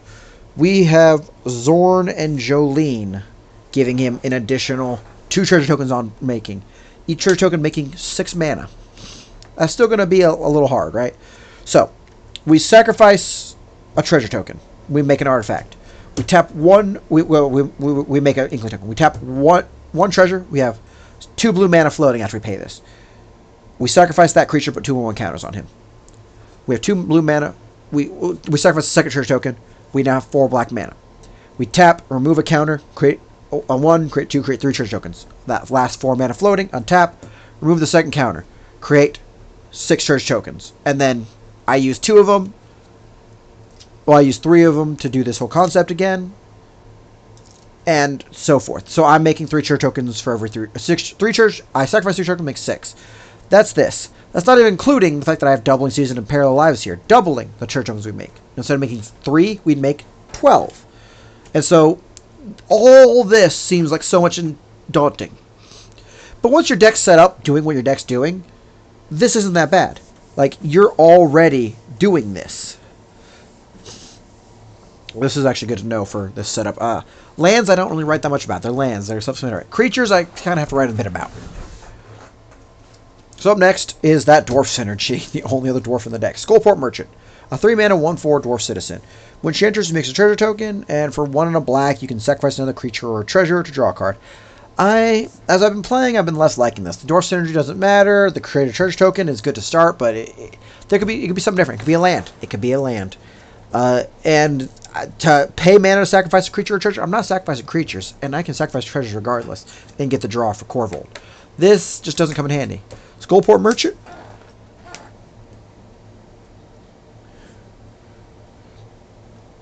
She could be a land. Why not? I don't hate her. I just don't like her. Up next, Anger. This can be removed.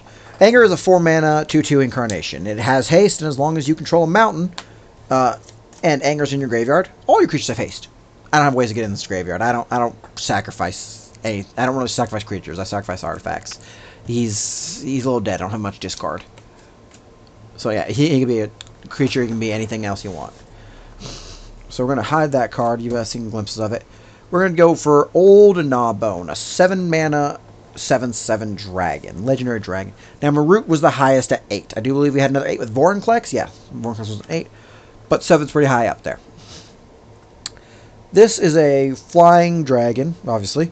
Whenever a creature you control deals combat damage to a player, create that many treasure tokens. Now, once again, that's incredible. Our average power level is like 2 to 6. We do have some big ones like 7s and 8s, and we can make them big with Kalane. And with Swashbuckler Extraordinaire, even if I hit you for 2, I hit you for 2, I hit you for 2. That's 4 treasure tokens. If I hit you for 7, hit you for 7, that's 14. Any of my creatures now also get this ability. Well, they don't all get this ability, but they're all counted towards this ability, and those are all different instances. So, with even just Zorn out, these 2 hit 3 and 7. I make 3 plus 1, that's 4. I make 7 plus 1, that's 8. That's a total of 12. Instead of making 10, I make 12. Old Gnawbone gets to get that kind of value in this deck. Moving on, we're already at an hour, about half through the deck. I think that's moving fast, right? I don't know how long these deck profiles are supposed to take. I'm not doing a spotlight, like a little 30-minute thing about a deck that you should know about, and here's how it works. Like, here's a key combo from it. I think 2 hours seems fine. Vazi, Keen-Eye Negotiator. This is sad backstory unlocked.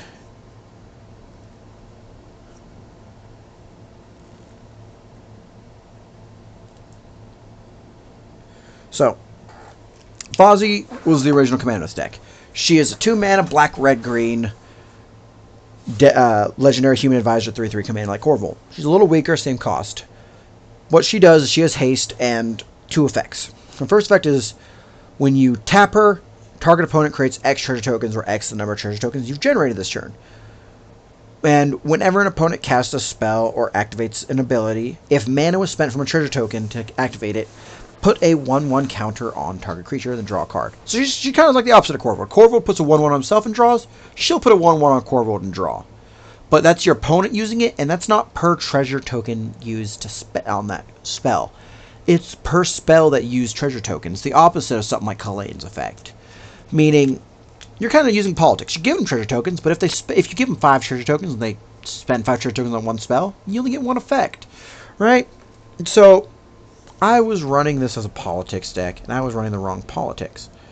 I was saying, hey, I'll give X if you attack Y.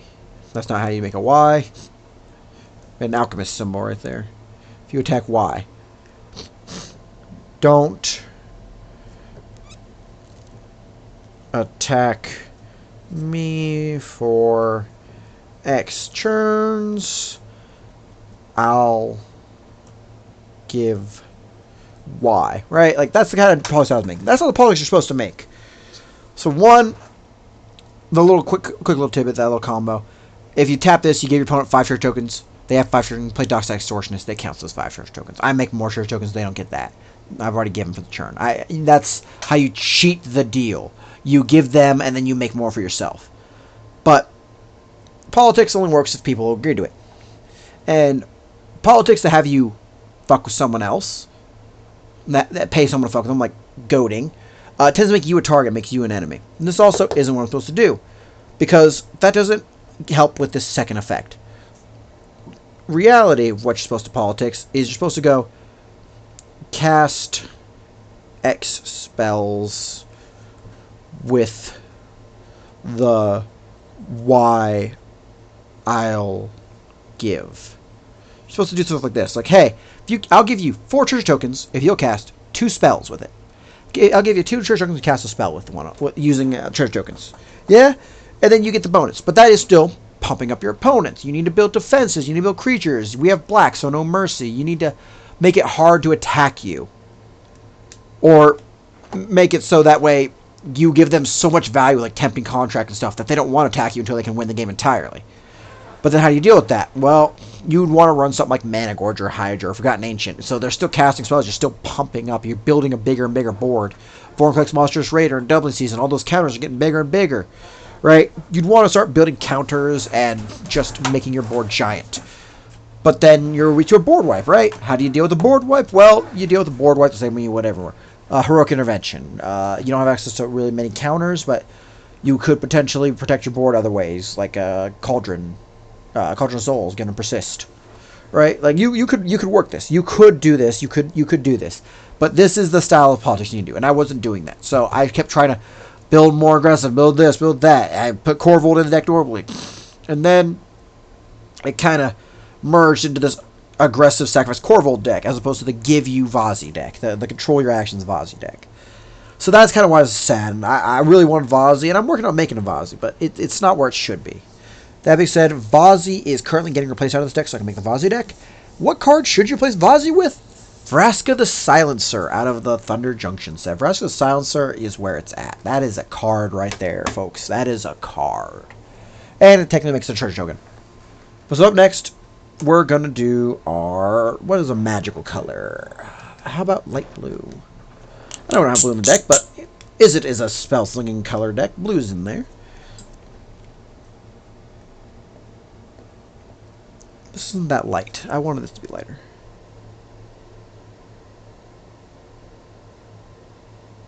Here we go.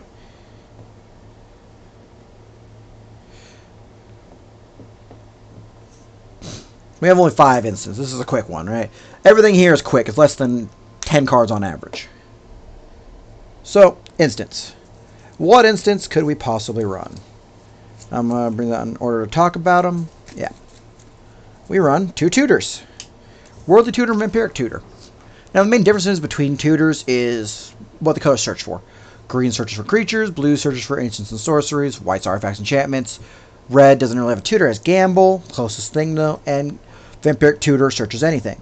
Now, every color, besides red and black, red's technically not a tutor, and black's right here, White, green, and blue tutors all reveal the card you search for, put it on top of your library, shuffle it. Vampiric Tutor works a little differently. Vampiric Tutor just shuffles your library, puts it on top. Then you lose 2 life. If you didn't get to search, you still lose 2 life. There is a period there, and that's what I call the power of the period. That period denotes an effect ending and a new effect starting. There's no if, there's no then, there's no clause stating that if something happened, this happens in reaction. It just happens. If they block your search, if they let you search a small amount, if they take your search, it still happens. But so Worldly Tutor lets you search any creature, shuffle your library, put it on top. You reveal that card. Vampiric Tutor does the same thing, but you don't reveal shit.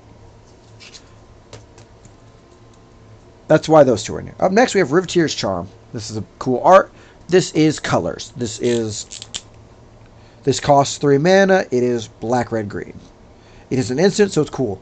It is modal, which means it has 3 modes you can choose from. It does 1 of 3 things. Right? Down here we have exile target player's graveyard. That's just a Bajuka's Bog, or that new Bajuka's Bog Sitter card that came out in Modern Horizons. It exiles a graveyard. That's super fun. Grave support has been huge. Ixalan had it. Duskmourn's probably going to have a lot of grave support. We're going to get a lot more grave support. Grave's been becoming a new hand. I think it's becoming a new deck. This is a long one. I'm just going to squiggle there. This one's also a bit long. So, this top one, this right here is number 1. Like, it's not just the first one. That's the best effect right there. I call this one number 3. This one's number 2. Silver metal, right? Woo, gold metal. Alright, so, anyway, this first effect says, target opponent sacrifices a creature or planeswalker they control with the highest mana value among creatures or planeswalkers they control. Now, if they're running a deck with planeswalkers and creatures, it's probably going to hit a planeswalker. Those tend to be expensive. If they're running just creatures, they're going to hit a creature. If they're running just planeswalkers, they're going to hit a planeswalker. What's important is, this sounds childish, but truly, the more something costs, generally the better it is. My Vorinclex at 8 mana is a pretty good card. My Marut at 8 mana, it's almost a really good card. My Kalane at 2 mana is a pretty good card. Like, some of these are exceptions, like the Kalane and the Marut. Some of these, like my 6 mana Ancient Copper Dragon, that's pretty good. My 5 mana Korvold, that's pretty good. I tend to build my decks around 3 to 4, so 5, that's hittable. So you could potentially hit something that's important and something that has indestructible or protection because of that. So, after that, we have the Blessest effect. They're still good. It's just my least favorite. You exile the top 3 cards of your library, and until your next end step, you may play those cards. Meaning you can do this during an opponent's turn and exile them. You can do this during your own turn, and if you don't have the mana this turn, you can play them next turn. It's not that bad. But exiling graveyard is really strong, especially nowadays, and being able to make your opponent sacrifice their biggest thing that may or may not have invincibility is crazy good. So that's the Riveteer's Charm. There's a charm for each of the wedges that came out in Capenna, and that's been super cool. I love the wedge support in Capenna. That was great. A wedge set's great. We're getting a lot of dual sets, and triple wedge set's great. So up next we have Beast Within. I was talking about that a bit earlier. It's your standard removal. It's 3 mana, it's green, it's instant speed. It'll destroy a target permanent. Its controller creates a 3/3 green beast creature token, meaning we don't make extra tokens for them, all that. What's important here is that period between Effect 1 and Effect 2. Regardless of if Effect 1 happens, Effect 2 can still happen. Now what that means is, there's ways that Effect 1 can happen, and there's ways that nothing happens. Well, there's ways that Effect 1 can happen, and there's ways that nothing will happen. So, if I am targeting a creature, you get your creature here, and it returns to hand, this is now an invalid target, nothing happens. If I am targeting a creature, and it is now invincible, if it has, well, it's not invincible, it's indestructible,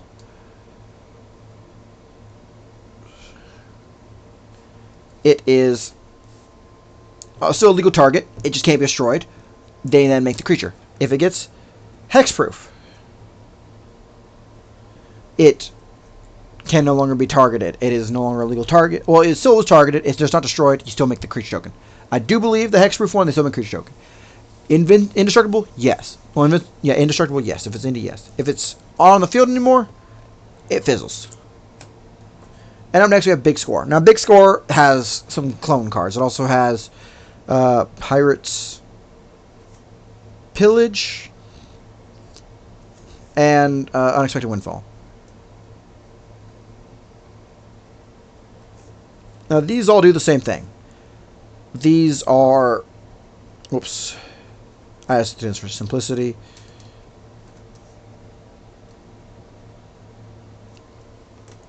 It is 3R. I'm sure of that.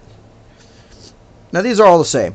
They are red spells that, as an additional cost to cast a spell, you discard a card. We don't have much discard. That's why, Anger can be removed from the deck. I can't really consistently discard it.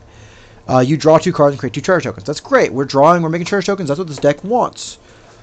Why do I only run 1 of these? Why did I not run 3? Well, I didn't have space. You can see I already hit the lands. But if I had to run 3 of these, they all do the same thing. Here's the thought process. I'm the pirate guy. I love pirate cards. I want to run Pirates Pillage so bad. But as these, I will just put this down here for simplicity's sake so you can also see that. This is a 3 and a red instant. This is a 3 and a red sorcery. Meaning I can cast this in response to things preventing me from drawing. I cannot cast this in response. This would be dead if someone played something like Omen Machine. As they're casting Omen Machine, I can put this on the stack and get my draw out early. Unexpected Windfall is also an instant I can do that. But once again, it's that double red mana. And so I went with the simplest to cast at any moment. And that's why I have Big Score. And it also came like a panic card. So I'm going to say I like sets. Okay, so it is that causing the light. I'll have to fix this camera, get a different camera. But so, that's the instance. Up next, we actually have a fair amount of these. Purple. Right? We were just talking about is it? So purple. Sorceries. Yeah, we're blowing through this, aren't we? The 30 creatures and the individual lore reasons behind them, like, took up some space. So yeah, we have a fair amount of sorceries, right? We're gonna go over these. I'm gonna separate some of these out into things that to one specific category. I'm gonna separate into a couple categories. So we have searches, we have spot removals, we have board removals, and we have what you spend your money on. So we have searches. Demonic Tutor is like Vampiric Tutor, but it adds it directly to your hand. It's 2 mana, it's black, search a card, put it in your hand, shuffle your deck. Cultivate's a 3 mana green. You should be familiar with this. It's in every green precon. You search your library for up to 2 basic lands, reveal one, put it in your hand, put the other in your hand. Like, you don't get to get your triumphs or your conditional lands, but you get basic lands. And that's good enough. You get 2 free lands for 3 mana. You're carrying your ramp on. Up next, we'll have our spot removals. So, we have Feed the Swarm, 2 mana sorcery that destroys a creature or enchantment. You lose life equal to its mana value. Once again, there's a period. Regardless of if you destroy it, you lose the target. You lose life equal to that permanent's mana value. That being said, it might actually not work.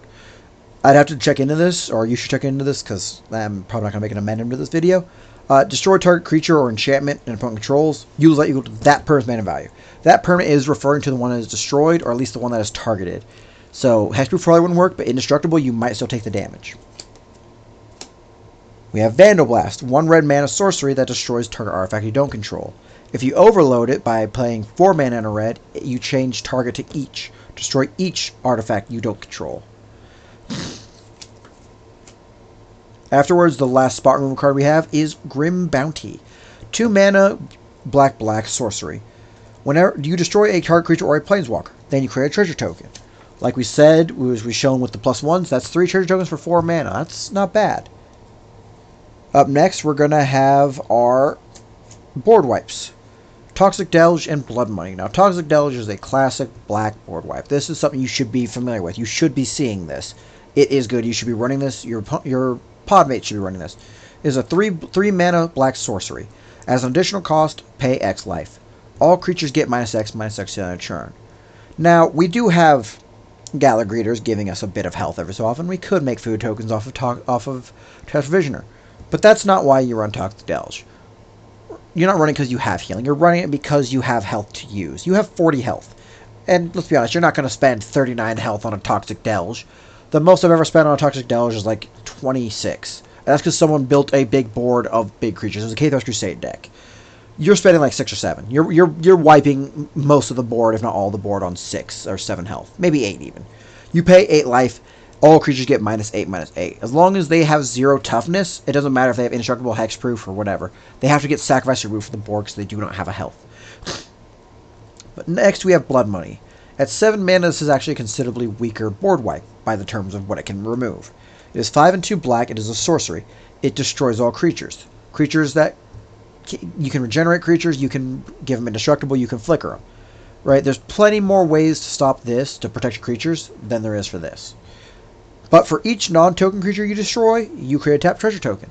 That's great. Your creatures, their creatures, it's great. If we made a bunch of token creatures, this wouldn't be as great. Which is kind of another reason I'm glad we're sacrificing treasures, not sacrificing creature tokens.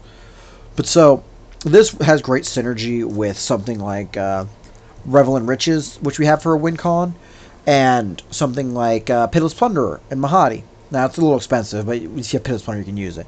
You cast this with Revel in Riches and Mahad and Pitiless Plunderer on the field. You get a treasure token for all creatures you control that are destroyed, except for Pitiless Plunderer, off Pitiless Plunderer's effect. And you get a creature token for every creature. You get a treasure token for every creature that was destroyed, thanks to Revel in Riches effect. And then for each non-token creature that was destroyed, yours and your opponent's, you get a tap treasure token. And Revel in Riches only counts treasure tokens. Tapped or not, doesn't matter. It counts the tokens you have during that upkeep. Then you play Mahadi, and that's for each creature that you control that died this turn, which means you get Pitiless Plunderer and each other creature you controlled. And you can use that off those treasure tokens. So that has good synergy in the deck. That's kind of why it's here. Up next, we have the big boys. What you are spending your mana on. Now, some of these are a little funky, a little weird. We have Hit the Motherlode. This 7 mana spell at 4 red is a sorcery. Like I said, this is the sorcery section, so it's just to point out this is going to be slow, right? Slow. Sorcery means slow. They both start with S's. Being 4 reds in this situation isn't actually a threat. I won't say like, oh, it's harder to cast. No. We have these because we were popping all these treasure tokens for Korvold. We wanted something to spend all that mana we have floating there, right? This 7 mana thing discovers 10. It discovers 10, which means any non-land card of 10 or less gets cast.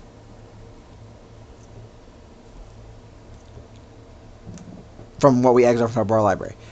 So, what happens if we cast something that's less than 10? Normally nothing. With this, the difference between so it's going to be 10 minus X equals treasure.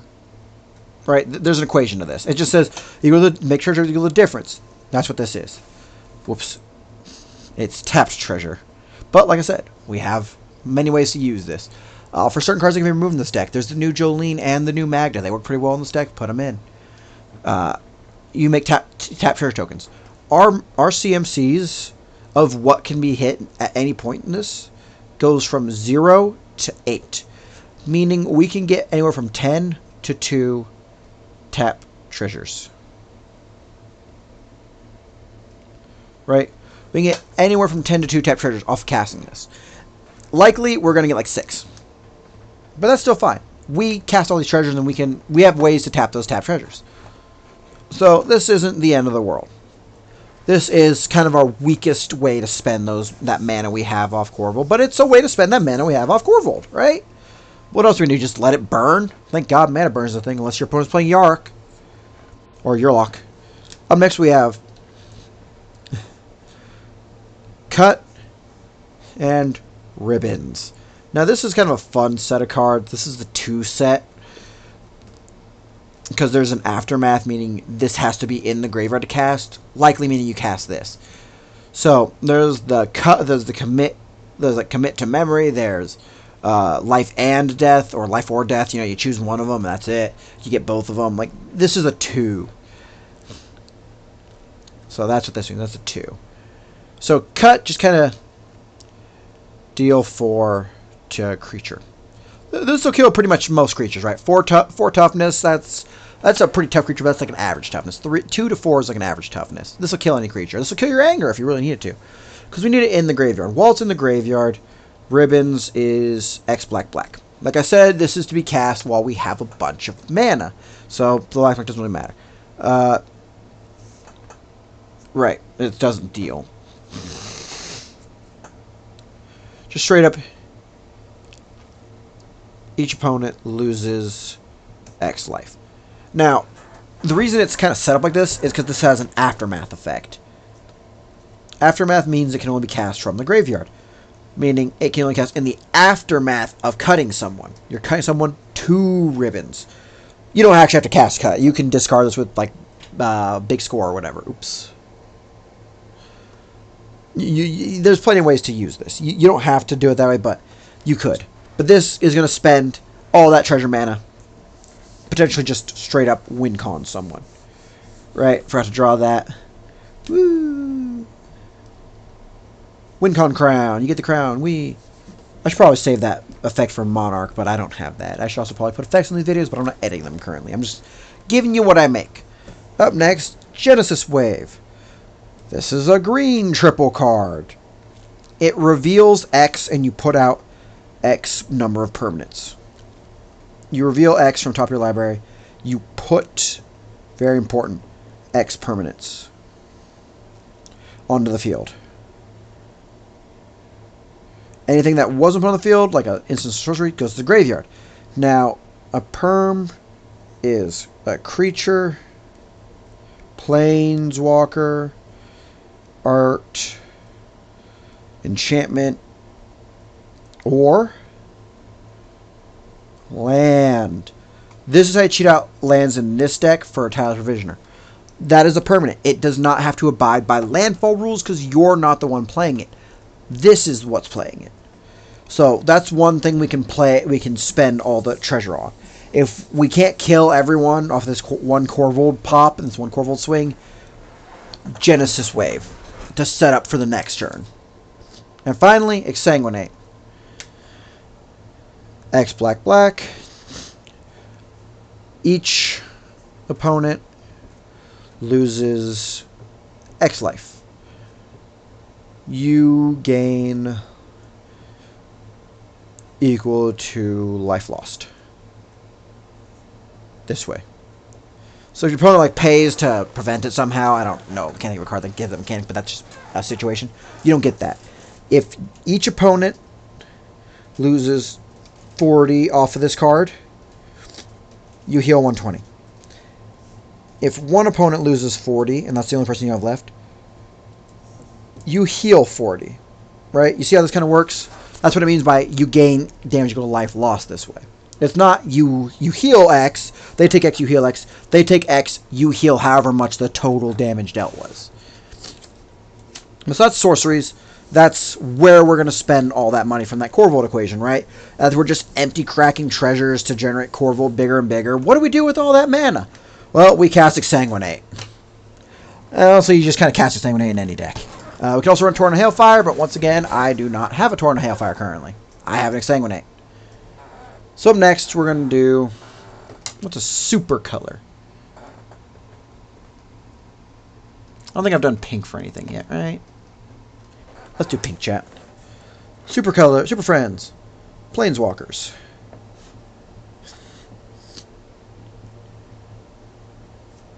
Why is it Planeswalkers? Because we run 2. Now, I don't recommend running these. I'm going to be honest.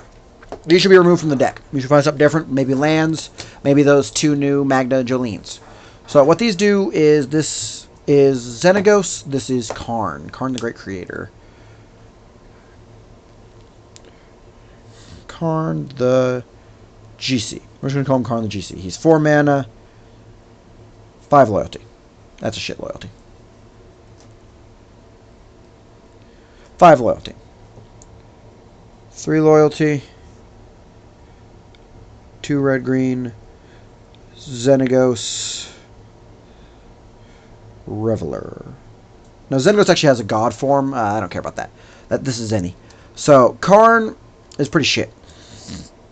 He prevents your opponent's artifacts from working. This is kind of where I was with Vazi. I would give you church tokens and I'd prevent you from using them. Active RT ability. cannot be activated. Now, magic is a permissive rule set, so it can expand and do all this, but it's also a can't restrictive. Like, can't always wins. Treasure tokens technically are a can ability. You can activate this, do it. I said can't. You cannot. If I have something that always says can't, you have something that says can. Can't should be winning. So that's what he just does by being on the field. I was supposed to give you treasure tokens to prevent you from using them. I made the treasure tokens regardless. Why would I give you things? I got bonuses for you using things. This makes no sense in retrospect. I just haven't had anything to replace this with. This +1 ability doesn't work here because we don't have many good artifacts for it. We have treasure tokens. His +1 turns an artifact up to one non-creature artifact you control into an artifact. Well, actually, it's just technically one non-creature artifact. You can target your opponent's stuff, but it turns into an artifact creature with power toughness equal to its CMC. It's converted mana cost. If I target my own treasure tokens, they become 0/0s and die. That's not a sacrifice. That's not me getting mana. They're just gone. So up to 1 means 0. I target your treasure tokens, it's gone forever. But that doesn't help, because his ultimate is you may choose an artifact card you own from outside the game, or an exile, reveal that card, and put it in your hand. Unless you're bringing like multiple decks, you don't have your collection with you at your locals, that's doing nothing. If you're exiling your own cards, your opponent's exiling them, then that does something. But Karn's doing nothing fast in this deck. And I lost a bit of Planeswalkers, that's fine. Karn's going nowhere fast. Now Xenagos can still be used in this deck. It's not crazy good, but it can still be used. So what Zeni does is he adds X mana.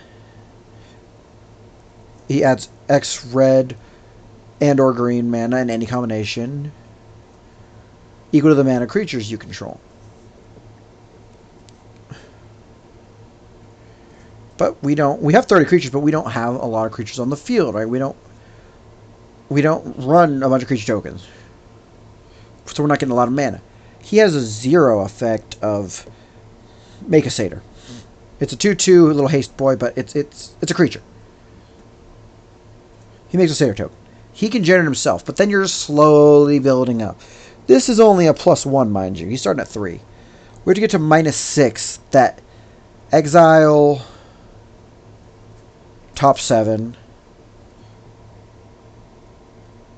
You may, because you don't have to, you may put any number of creatures and lands from them onto the field. That's it. That's where the effect ends. Any lands you hit, instant sorceries, artifacts, enchantments, those are exiled. You see, Karn can work there, but we're not getting to the 6. It starts at 3. We can start it higher, but we can start at 6, but then we just lose Xenagos immediately. Xenagos was kind of here for this mana problem, but he ended up not helping with the mana problem. What would help? Making these 2 lands, or getting the new Jolene and Magda. Get the new Jolene and Magda. Buy Thunder Junction. Wizards of the Coast, pay me. I'm not sponsored. I wish I was. I'd be making bank, and I would shill myself out. Let it be known, viewers, I would shill myself out for sponsors. So, up next, we're going to do another decently big one. We're going to go to our 9 enchantments. Green. I don't know why, but green seems like an enchanted color. Maybe I'm thinking of Miracle Lord of Bones, but dark green. Enchantment. Love Dragon's Age 1. I don't care for Dragon's Age 3. You guys looking forward to Dragon's Age 4? I know I'm talking like I'm streaming. It's something to do while I'm writing things down, right? Keep the viewer engagement as it was with whatever viewers I have. It's no viewers. I don't have viewers. If you're here, comment first. I'd love to have you here. I'd love to have you join the Twitch streams. I stream most every day except for Tuesdays and Wednesdays. I try to do variety content. I do magic. I do other variety content. I'm planning on making videos other than magic to put on YouTube, but right now I just have magic. So, first up, we're going to save this card for last. I love that card. First up, we're going to go Reign of Riches. This 5-mana enchantment generates 2 treasures. It makes 2 T's when it enters the battlefield. First cast using a treasure. Cascades. So that's kind of what I was talking about, the Discover Cascade Foundation. We have a lot of Cascade. As long as we use 1 treasure mana, which we can make a 6 treasure mana, The first spell we cast using treasure mana gives us Cascade. Now, if I cast this treasure mana, I then can't cast again. This was the first spell. I just wasn't in the field to trigger it. It would still state-based check the entire turn. But so remember Cascade, if I cast my commander off Cascade, I cast it for 5, I get to exile cards from my library until I hit a card of 4 or less, not 5. It is less than the cost. So not equal to and less than, just less than. But that's just Rain of Riches. That's simple. It makes our deck just Cascade. Once per turn, we get to Cascade, and that gives us free cards. Next, we have Black Market Connections. This is a timer. What do I mean by it's a timer? Well, it's a 3-mana enchantment, and at the beginning of pre-combat main phase, which is pre-combat main phase, which, as it sounds, it is before combat, but it is after upkeep. Well, not after upkeep, everything, the other thing. It is after draw. So you draw, then you go to here, then you kind of go to here, right? So at the beginning of pre-combat main phase, you get one of 3 effects. I will kind of label them as follows, because each effect has that period, and then after you do the effect, the period happens, you lose this much life. You have 3 effects. You should not be over here. You're ruining the mystique and the magic. You have create treasure, create a T, lose 1 HP. Right? This is the HP. This is kind of how that format works. You do, you period, you do. 2, draw. Draw 1. You know. Then you lose 2. 3, create 3, 2, shapeshifter with changeling. That's not too helpful. I have the token in here. I like to own the tokens of what I make, because tokens are cool, and I like to know what all my dice mean. But that isn't helpful. Sure, we get the dragon and the dwarf synergy, but the dragon synergy only works for what we're searching. The dwarf synergy works when it taps, and we don't really need that as much. Once again, period, 3 life. So each turn you have to choose at least one of these, meaning you are on a timer. You are on 40 turns, 20 turns, or I don't know the math for 3/40ths. Like the third of a 40th, I don't know, 13.6 or something like that. You are losing health as opposed to your opponent, while your opponent's also hitting you. But you have to choose these, and we want that treasure token. So making 1 health to choose treasure is great. A draw, we just drew Korvold draws more. We don't really need that. We don't need this, so we have 40 turns after we play this card. In theory, we could have less or more depending on if we did food tokens, if we did Gala Greeter, if we got hurt. We could have more, but every turn we're making a treasure token, and every turn we're taking damage. So I don't want you until I have the others. We're going to go over this one. Blood Moon. Blood Moon is... That's the wrong color. That's not an enchantment color. Remind me, I gotta get that red. Is rude. This is a 3-mana enchantment that non-basic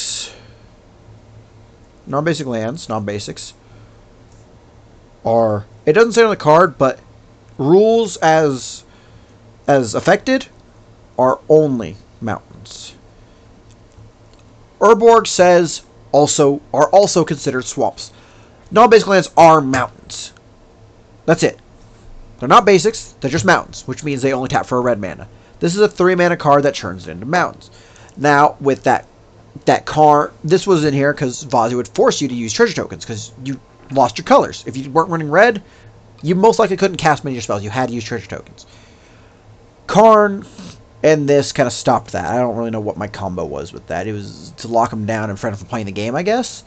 But I wanted you to play so I can get my value. I also was running Collector's Oath at the time, which said, like Karn, your opponents can't use activated abilities of artifacts. But Collector's Oath said all opponents can't use the activated abilities of artifacts. Meaning, I had a shit land base. You've seen it. I didn't have that many basic lands. I had no basic lands out half the time I played Blood Moon. Played Blood Moon, played Collector's Oath, and I'd sit there and was like, can anyone do anything about this? I'm like, nah, man, someone locked me out of the game. I wonder who. It was me. I locked me out of the game. So this is a rude land, and if you don't have a plan to use it, be careful with Blood Moon. Once again, that could be a land. So up next, we'll go Groot's Uprising. This one's rather fun, and it works pretty well in this deck. So Grook's Uprising is a 3-mana enchantment that does 3 things. First and foremost, trample. It gives everything trample. Like I said, I don't have a Rogue's Pass. Korvold is flying. It makes it easier to hit. Limits the blockers your opponents have. Trample just helps even more with that. Then it has 2 more abilities. These are pretty much the same ability. So, I'm just going to scroll that out. It says draw a card. Draw a card. Now, how does these work? The first one is if you control power 4 or greater when this enters. That's one way. If you cast this with a power 4 or greater on the field, you get a 1/1. If this flickers, you get a draw. Korvold's base power 4. It's going to come out 5, but it's base power 4. We have a lot of big dragons. They're down over there. You're going to get a base 4. If you play this and nothing wasn't there, you don't get a draw. But that's fine because if a power 4 or greater creature enters, draw. Right? If it enters after this is out, you draw a card. Meaning, if you play big stompy boys, you're going to want this card. It gives them trample. You get to draw a card if they're already on when you enter, and if this is already here when they enter, you get to draw a card. It's super helpful. We have a lot of draw. This is even more draw. Reliquary Tower once again proving its value. Up next we have a Wincon. Let's get to its crown. You got to be nice to the standing royalty, right? It's Revel in Riches. It's a 5-mana enchantment. Whenever a creature in opponent control dies, you make a treasure token. At the beginning of your upkeep, you win the game if you control 10 or more treasure tokens. Now that's important. Like I've had some decks that just say an opponent loses. That removes them from the game. This just says you straight up win, meaning everyone else loses. There's 3 ways to beat this. You destroy it, destroy treasures, kill me. Alright, these are the 3 ways to beat. I don't even know if I'm allowed to say kill me on YouTube if I get demonetized. I'm not making money anyway, but it's a bad action. It's not a bad word. It shouldn't be censored. But anyway, so these are the 3 ways to, technically it's reduce my life points to 0 if I wanted it to not say kill me. But I've already written kill me and I'm making my stand. At least right now I'm not making money. While I'm making money, I might change my tune. I'll complain about it, but I'll do it. You can destroy it. That's probably one of the harder ones to do. Not right now because I don't have green, but in like my pirate decks or a black-blue deck, if I have access to counters, this is really hard to do.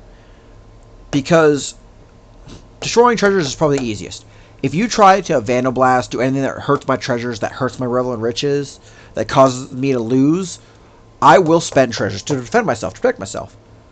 You just need to destroy treasures, really, until I have 9 or less, right?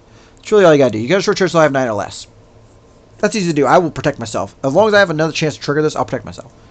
Killing me, I could have a lot of health, I could have a little health. That's a crapshoot, you know. Who knows how likely the percentage is you can kill me. You're likely going to destroy my treasure tokens. But these are the 3 ways around Revel in Riches. I don't really have anything to talk about why I run it. I'm a treasure token deck. It's Revel in Riches. I'd say you do the math, but I've seen people be unable to do math these days, and it's not comforting. I don't like math. I'm all right at math, but people should be able to do math. Up next, another Wincon. We're coming across a lot of Wincons, a lot of static Wincons. Agents of the Iron Throne. This is a 3-mana black legendary enchantment. It's a background. Backgrounds really only mattered in the D&D set, where instead of giving us partners, they give us backgrounds. I mean, thematically it's cool, right? But it's pretty much just a partner commander. It gives you the colors, and it works with cards that say choose a background. This enchantment affects your creature's ability, your commander's abilities. This gives it a new ability, or technically a new effect.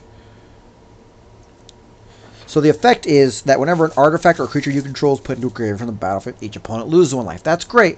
Korvold is watching artifacts die constantly. Occasionally a creature will die, but he's watching my artifacts die. And it is one that I control, and it is one that goes to the graveyard. As we mentioned, treasure tokens go to the graveyard. When Korvold's on the field with Agent Iron Throne, every 1/1 that he pumps up is a 1/1 ping that each opponent takes. And that can potentially kill before Korvold even swings at you. Alright, up next, We have our token doublers. I'm going to organize a little. These are in here because any tokens we make, treasure tokens, get doubled. We make ×2 tokens. Now the differences are, you can't really see it down here. This one is 3 in a green. This one's 4 in a green. Now, why are they different and what do they do differently? Parallel Lives just doubles tokens. Doubling Season doubles tokens. We'll write you over here. Tokens. That's really it. Those tokens. This one also doubles counters. Now, what do I mean by counters? The ones on Korvold. The ones for Fane. The Planeswalker. Ones you find another Planeswalker you like. The loyalty counters it starts with. Those are counters. Those are doubled. That's also kind of why I say Vorin collects monsters rare should be in this deck. It limits your opponent's counters and then doubles your counters. They aren't as crazy used in this deck, but doubling counters is effective. So that's why these are in here, clearly. You see them a lot in creature decks, but they work just as fine for treasure token decks. Why? Because I said the word token. Now, up next we have Descent into Avernus.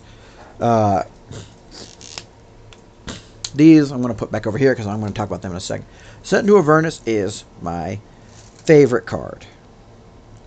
That is not a pirate, and that is not a not an Admiral Brass card. I love you, waifu. Please don't be mad at me next time I play you. This is my favorite non-pirate, non-Admiral card. This card is, once again, it's going to be a timer. All caps, 3 exclamation points. This thing is terrifying. This card is all negative. There's no positives to this card. This card is nothing but negatives, and that's why it's my favorite card. The way you deal with the negatives is you lean into it. So we're going to go into this negatives. Every upkeep, at the beginning of your upkeep, you put 2 counters on this. Each player loses X life, makes X treasures, where X equals descent counter. That's what these counters are called, by the descent counters. I didn't want to write it twice. Oh, fixed counters. That looks ugly. Sorry about my handwriting once again. New format, and I have not the best of handwriting. And I'm trying to go fast to match my talking so there's not too much dead time. So, at the beginning of each of your upkeep, you put 2 descent counters on here, and each player will lose X life and make X treasures or X descent counters. Meaning, you know, I'm D, A, B, C, minus 2 HP, minus 2, minus 2, minus 2, plus 2 treasure, plus 2, plus 2, plus 2. That's just turn 1.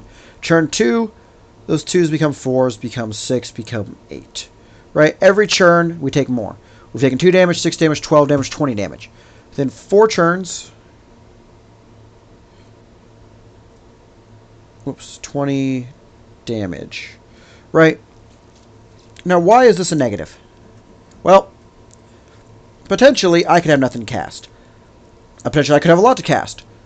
I will know what I have as I'm going, and I'll know if I want these treasure tokens. If the treasures are worth the health. I do not know what players A, B, and C have. Players A, B, and C could be mana starved. They could be playing on curve, but man, if they had a little bit more mana, this cool thing they'd be able to play.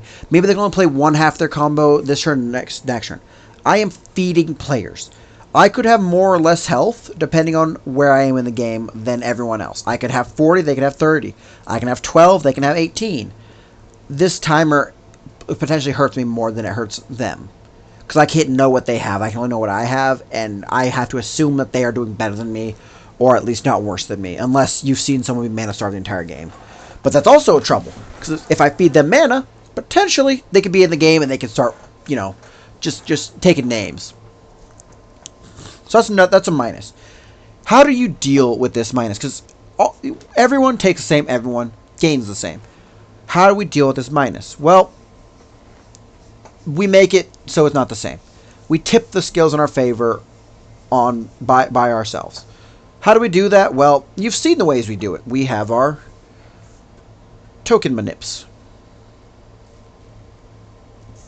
We have 2 plus 1s, so plus 2, and we have times 2 times 2. I separate these because that kind of matters. They stack the cumulative. So, for token manips, that X would equal counter plus 2 times 2 times 2. Meaning, that first turn, we lose 2 HP. Everyone gets 2 treasures, except for me. I get 2, plus 2 is 4, times 2 is 8, times 2 is 16. I get 16 treasures. They get 2. What if I don't have anything cast? What if that's still helping them? Well, I can make the timer go faster. That's another thing. We lean into it. We lean into these effects to make this effect work with us.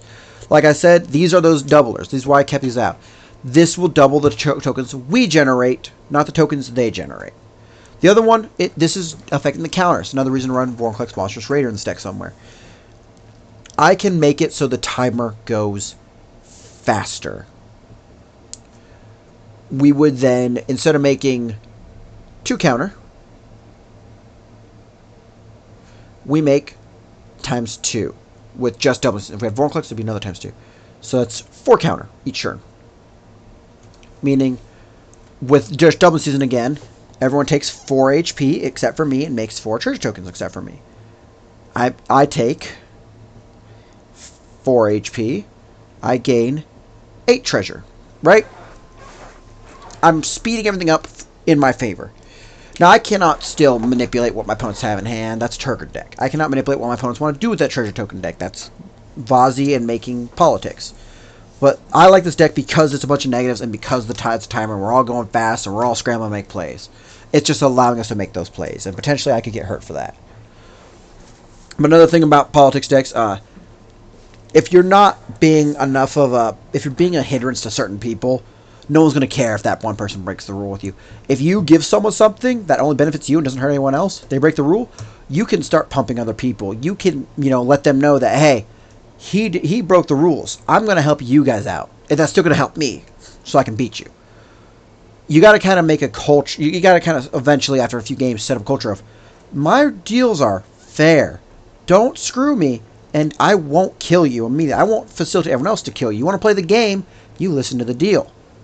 Now, if they're going to break it to beat you, what are you going to do, right? They had the win. If they just broke it because they broke it, they said they'd do one thing and they broke it, it's a little rude, right? You weren't going to win. It's like blowing up all my lands and then just kind of going, I got nothing else to do, pass. And then I play a land, you blow it up like, I got nothing to do, pass. You're not playing to play. You're just kind of playing to ruin one person's experience. That being said, politics is a little less serious than that land. But I digress. We are now on the final section. The final countdown. We'll go red. That's the burgundy. I don't have the good red. We'll go that nice dark blue then. Why not? Same one as up here. It looks almost black, especially in this color. And my black is dead and empty. I wonder why, right? Got a whiteboard for a desk. So. Artifacts. The bread and butter. We make artifact tokens to sacrifice, so why would we not have a bunch of artifacts? 13 of them. This is the last 13 cards. We're just over 2 hours. Thank you for sitting through all this with me. You have been wonderful. I assume. I can't really see you interacting with. Now, we have a lot of good artifacts in here, so I'm just going to kind of go through these, picking and choosing. We have the Mana Rocks of Soul Ring and Arcane Signet. These are pretty self-explanatory, pretty self-standard. One makes 2 colorless, one for 2 colorless makes a colored mana, right? Then we're also going to run Chromatic Ori and Mox Opal. Now, Chromatic Ori helps us fill out those colors. Like I said, we can play on 3 colors. This will be a 4th color. This will make all our lands tap for all colors, meaning we can use those double color pips. From there, we're going to talk about Mox Opal real quick. This is a legendary 0 mana. This is that 0 mana I was talking about in Hit the Mother Load. This has 0 mana we can hit.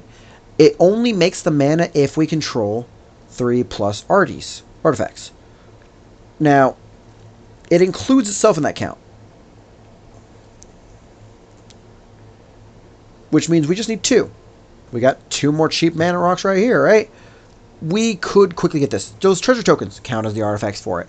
Mox Opal seems hard to get out because it has a condition in most decks, but this is an artifact deck.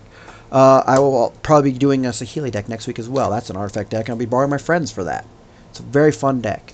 Up next, we have Tarian Soul Cleaver. This is, I'm going to call it Korvold. This is second Korvold. This is a legendary 1-mana equipment that costs 2 to equip. So it's technically a 3-cost spell if you want to do it in one turn. Equip 2 is very important. 1 mana right here. What it does is it gives the creature vigilance. But vigilance isn't all. Vigilance is cool, but I don't really have anything that wants to swing then tap. Maybe Vazi, but once again, that should be Vraska the Silencer. Vigilance isn't helpful, right? This is we can just ignore. You know, put it over here. It's gone. It's going swimming, right? He's drowning. He's drowning in the water. So, what it really does is whenever another artifact or creature is put in the grave from the battlefield, that could be anyone. That could be any player's arty or creature from field in the graveyard. Because I run mill decks, people run mill decks, that could be possible. From field to grave, which sacrifice is a mechanic that does exactly that. It sends it from the field to the grave. You put a 1/1 counter on the equipped creature. That sounds super familiar, right? Who does something like that? Well, Vazi does, and so does Korvold. Vazi, on your opponent doing that, puts a 1/1 counter on them casting with that. Your opponent crafts a treasure token, casts a spell, you get a 1/1 counter, you get a 1/1 counter with that treasure token. Korvold, you sacrifice your own treasure token, you get a 1/1 counter thanks to Tarian Soul Cleaver, you get a 1/1 counter on Korvold. Like I said, you need a total of 17 sacrifices. You need a total of like 8 or 9 sacrifices if Tarian Soul Cleaver is equipped to Korvold. Otherwise, you just made 2 Korvolds. It's incredible, right? This can make any creature in your deck Korvold. If you can't get Korvold, they're hitting Korvold. They got Deergrave Magistrate. They have a card saying you still cannot cast a card named Korvold. You cannot cast cards outside your hand. This will turn anything into Korvold. Not as fast as Korvold, but it'll get you there. You won't get the draw, but this will get you there. This is Clonevold. This is Korvold. This is second Korvold. This is Vigilance Drowning, because Vigilance isn't that important in this deck. Having a Korvold that can block, however, that is cool. I'm not going to say Vigilance is useless in this deck. It's just not important in this deck. Up next, Paradise Mantle. This is the card I was talking about that worked with Magda. This is an equip 1, once again, 0 mana. It equips for 1. And it makes your creature tap for any mana. Now, I just don't own this, which is why it isn't this. Should be Cryptolith Rites. Should be Cryptolith Rites. Absolutely. Make all your creatures tap for that mana. Once they all become dwarves, make all of them tap for this mana. This should be Cryptolith Rites, but I don't own a Cryptolith Rites. I own a Paradise Mantle. Also, this was really cheap. Cryptolith Rites is a little more expensive than this card. Why? Because this is a weird niche card. But I like weird niche. Weird niche is me.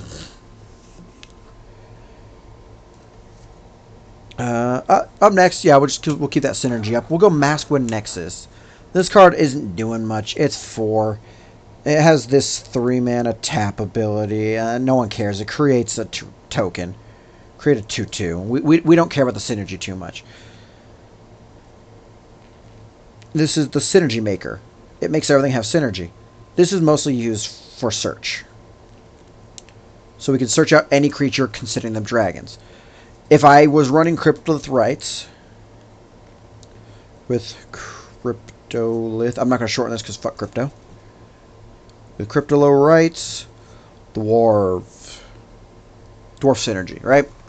It makes those things tapping for whatever, for attacking. Even your big creatures attacking, they get 1/0 thanks to Magda, which some I didn't cover because Dwarf Synergy doesn't exist in this deck, and they go big. This could be a land. You don't really need the synergy with this. This could be a land. It's searchable, but it could be a land.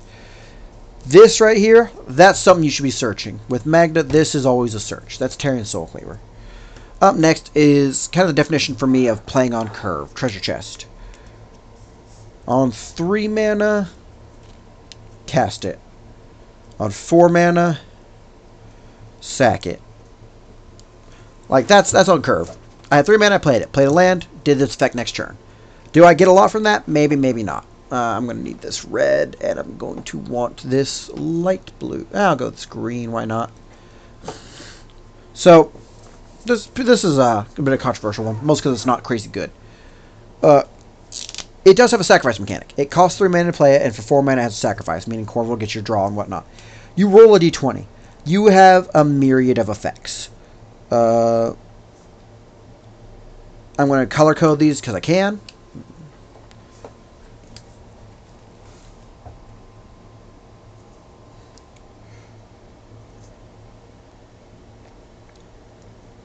I personally believe the second effect is the best one, but you know, the third effect's not bad. 20 is clearly the best. It's a crit. It's a nat 20. It's clearly the best. That's not feasible to always say. 2 to 9 treasure tokens, pretty good. This one isn't bad. Whoops, that's not a lose. I don't know why I wrote lose. This one isn't bad. I just don't think it helps this deck as much as create 5 treasure tokens. You draw 3 cards and gain 3 life. That's cool, but like I said, I don't care how much life I have. Life is a resource to use. I can get extra, that's cool, but lose 3 life, that's just bad. I have nothing that synergizes off that. I could build something to synergize off that, but I don't. And then the final ability, at 20, you search a card, put it on field. On the field if it's an artifact, otherwise it goes to your hand. Artifact, otherwise go to hand.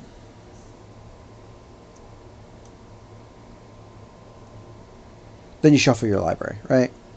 That's pretty standard. This is great. You can grab any card. It's a tutor. If it's an artifact, it goes to your hand. If we had Mycosynth, encourage Mycosynth, any card would be an artifact, but it's not. Creating 5 treasure tokens would be incredible for this deck, because like we said, that's 5, 6, 7, 14, 28. Right there, off of one roll. Getting 5 treasure tokens early gets us a Korvold on turn 4. Right, that 5 treasure tokens will last us a while and will get us a lot. But drawing 3 cards and healing 3 isn't bad. Once again, that's hand resource. We just have a lot better ways to get hand resource, like Korvold. Yeah, we're gonna save some of these for last. So we're gonna do Boa Nylea. This is a colored artifact. It's green? Yeah, it's 1 and 2 green pips. Artifacts can be colored. That threw me for a loop when I first saw it too. Like, if you're new to this, artifacts aren't always colorless. So this is a legendary enchantment artifact. It's an artifact and enchantment. Once again, double weak. What it does is gives your attacking creatures death touch. This deck, not so important. Finn the Fangbearer deck, incredible. For 1 and a green, you can choose 1 of 4 abilities. You get a +1/+1 counter on a creature. You get to deal 2 to flying creature. That part is a little small to read. I can't even read it, but I'm saying it as I write it. So you can gain 3 life. And you can put up to 4 cards from grave on bottom of library. Now that's actually not as good as it sounds. We don't have a lot of search, not search. We don't have a lot of shuffling, meaning if it hits the bottom of the library, it's stuck in the bottom of the library. It may as well be in your graveyard. We don't really care about gaining the 3 life. We don't want to deal 2 damage to flank creatures. Putting a 1/1 counter on something is great, but I can just do that for not 2 mana. Right? Boa Nylea was here and a failed attempt to recur. I've learned, screw recurring, I have Mines of Moria. So that should be a land. Diamond Pickaxe, however, should not be a land. This is a red artifact. It just costs straight up 1 red mana. It equips for 2, however. What it does is, this itself is indestructible, otherwise known as Indy. Indy! I don't know if anyone remembers Indiana Jones. He just had a movie. It gives the equipped creature 1/1, and whenever the creature attacks, you create a treasure token, which is great. If you equip this to Korvold, you can stack the triggers in your priority. You declare an attack. You make the treasure token, you sacrifice the treasure token. And Korvold already is base 1/1. Now this is a budget Reaver Cleaver. If you also had a Reaver Cleaver, it'd be great, especially on Korvold.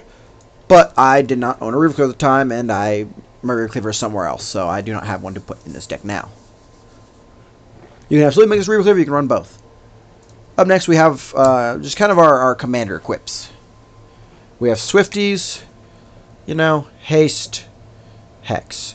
You should also probably run Lightning Greaves, Haste, Shroud, but Haste, Hex, to equip one. Alright, simple. Whisper Silk Cloak is a 3, equip 2. What it does is Shroud and Unblockable. So Shroud, Hexproof means your opponents cannot target with spells. Shroud means no one can target with spells, including yourself. But Whisper Silk Cloak is supposed to be for Korvold, make him hit through. We do have Tarian Soul Cleaver, which means double.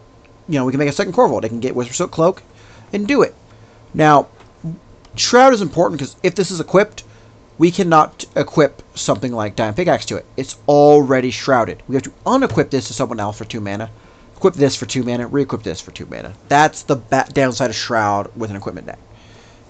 Hexproof, we don't really run into that. But so, that's those. We do, however, have one last artifact to go through, and this is the last card in the deck. Bootlegger Stash. What are we bootlegging? Well, it's not Moonshine. We are bootlegging treasures.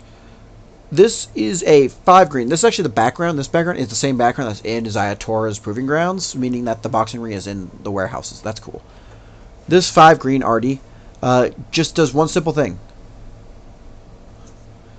Lands you control get a new ability. The ability is as follows. You tap it, create a treasure. What does that mean?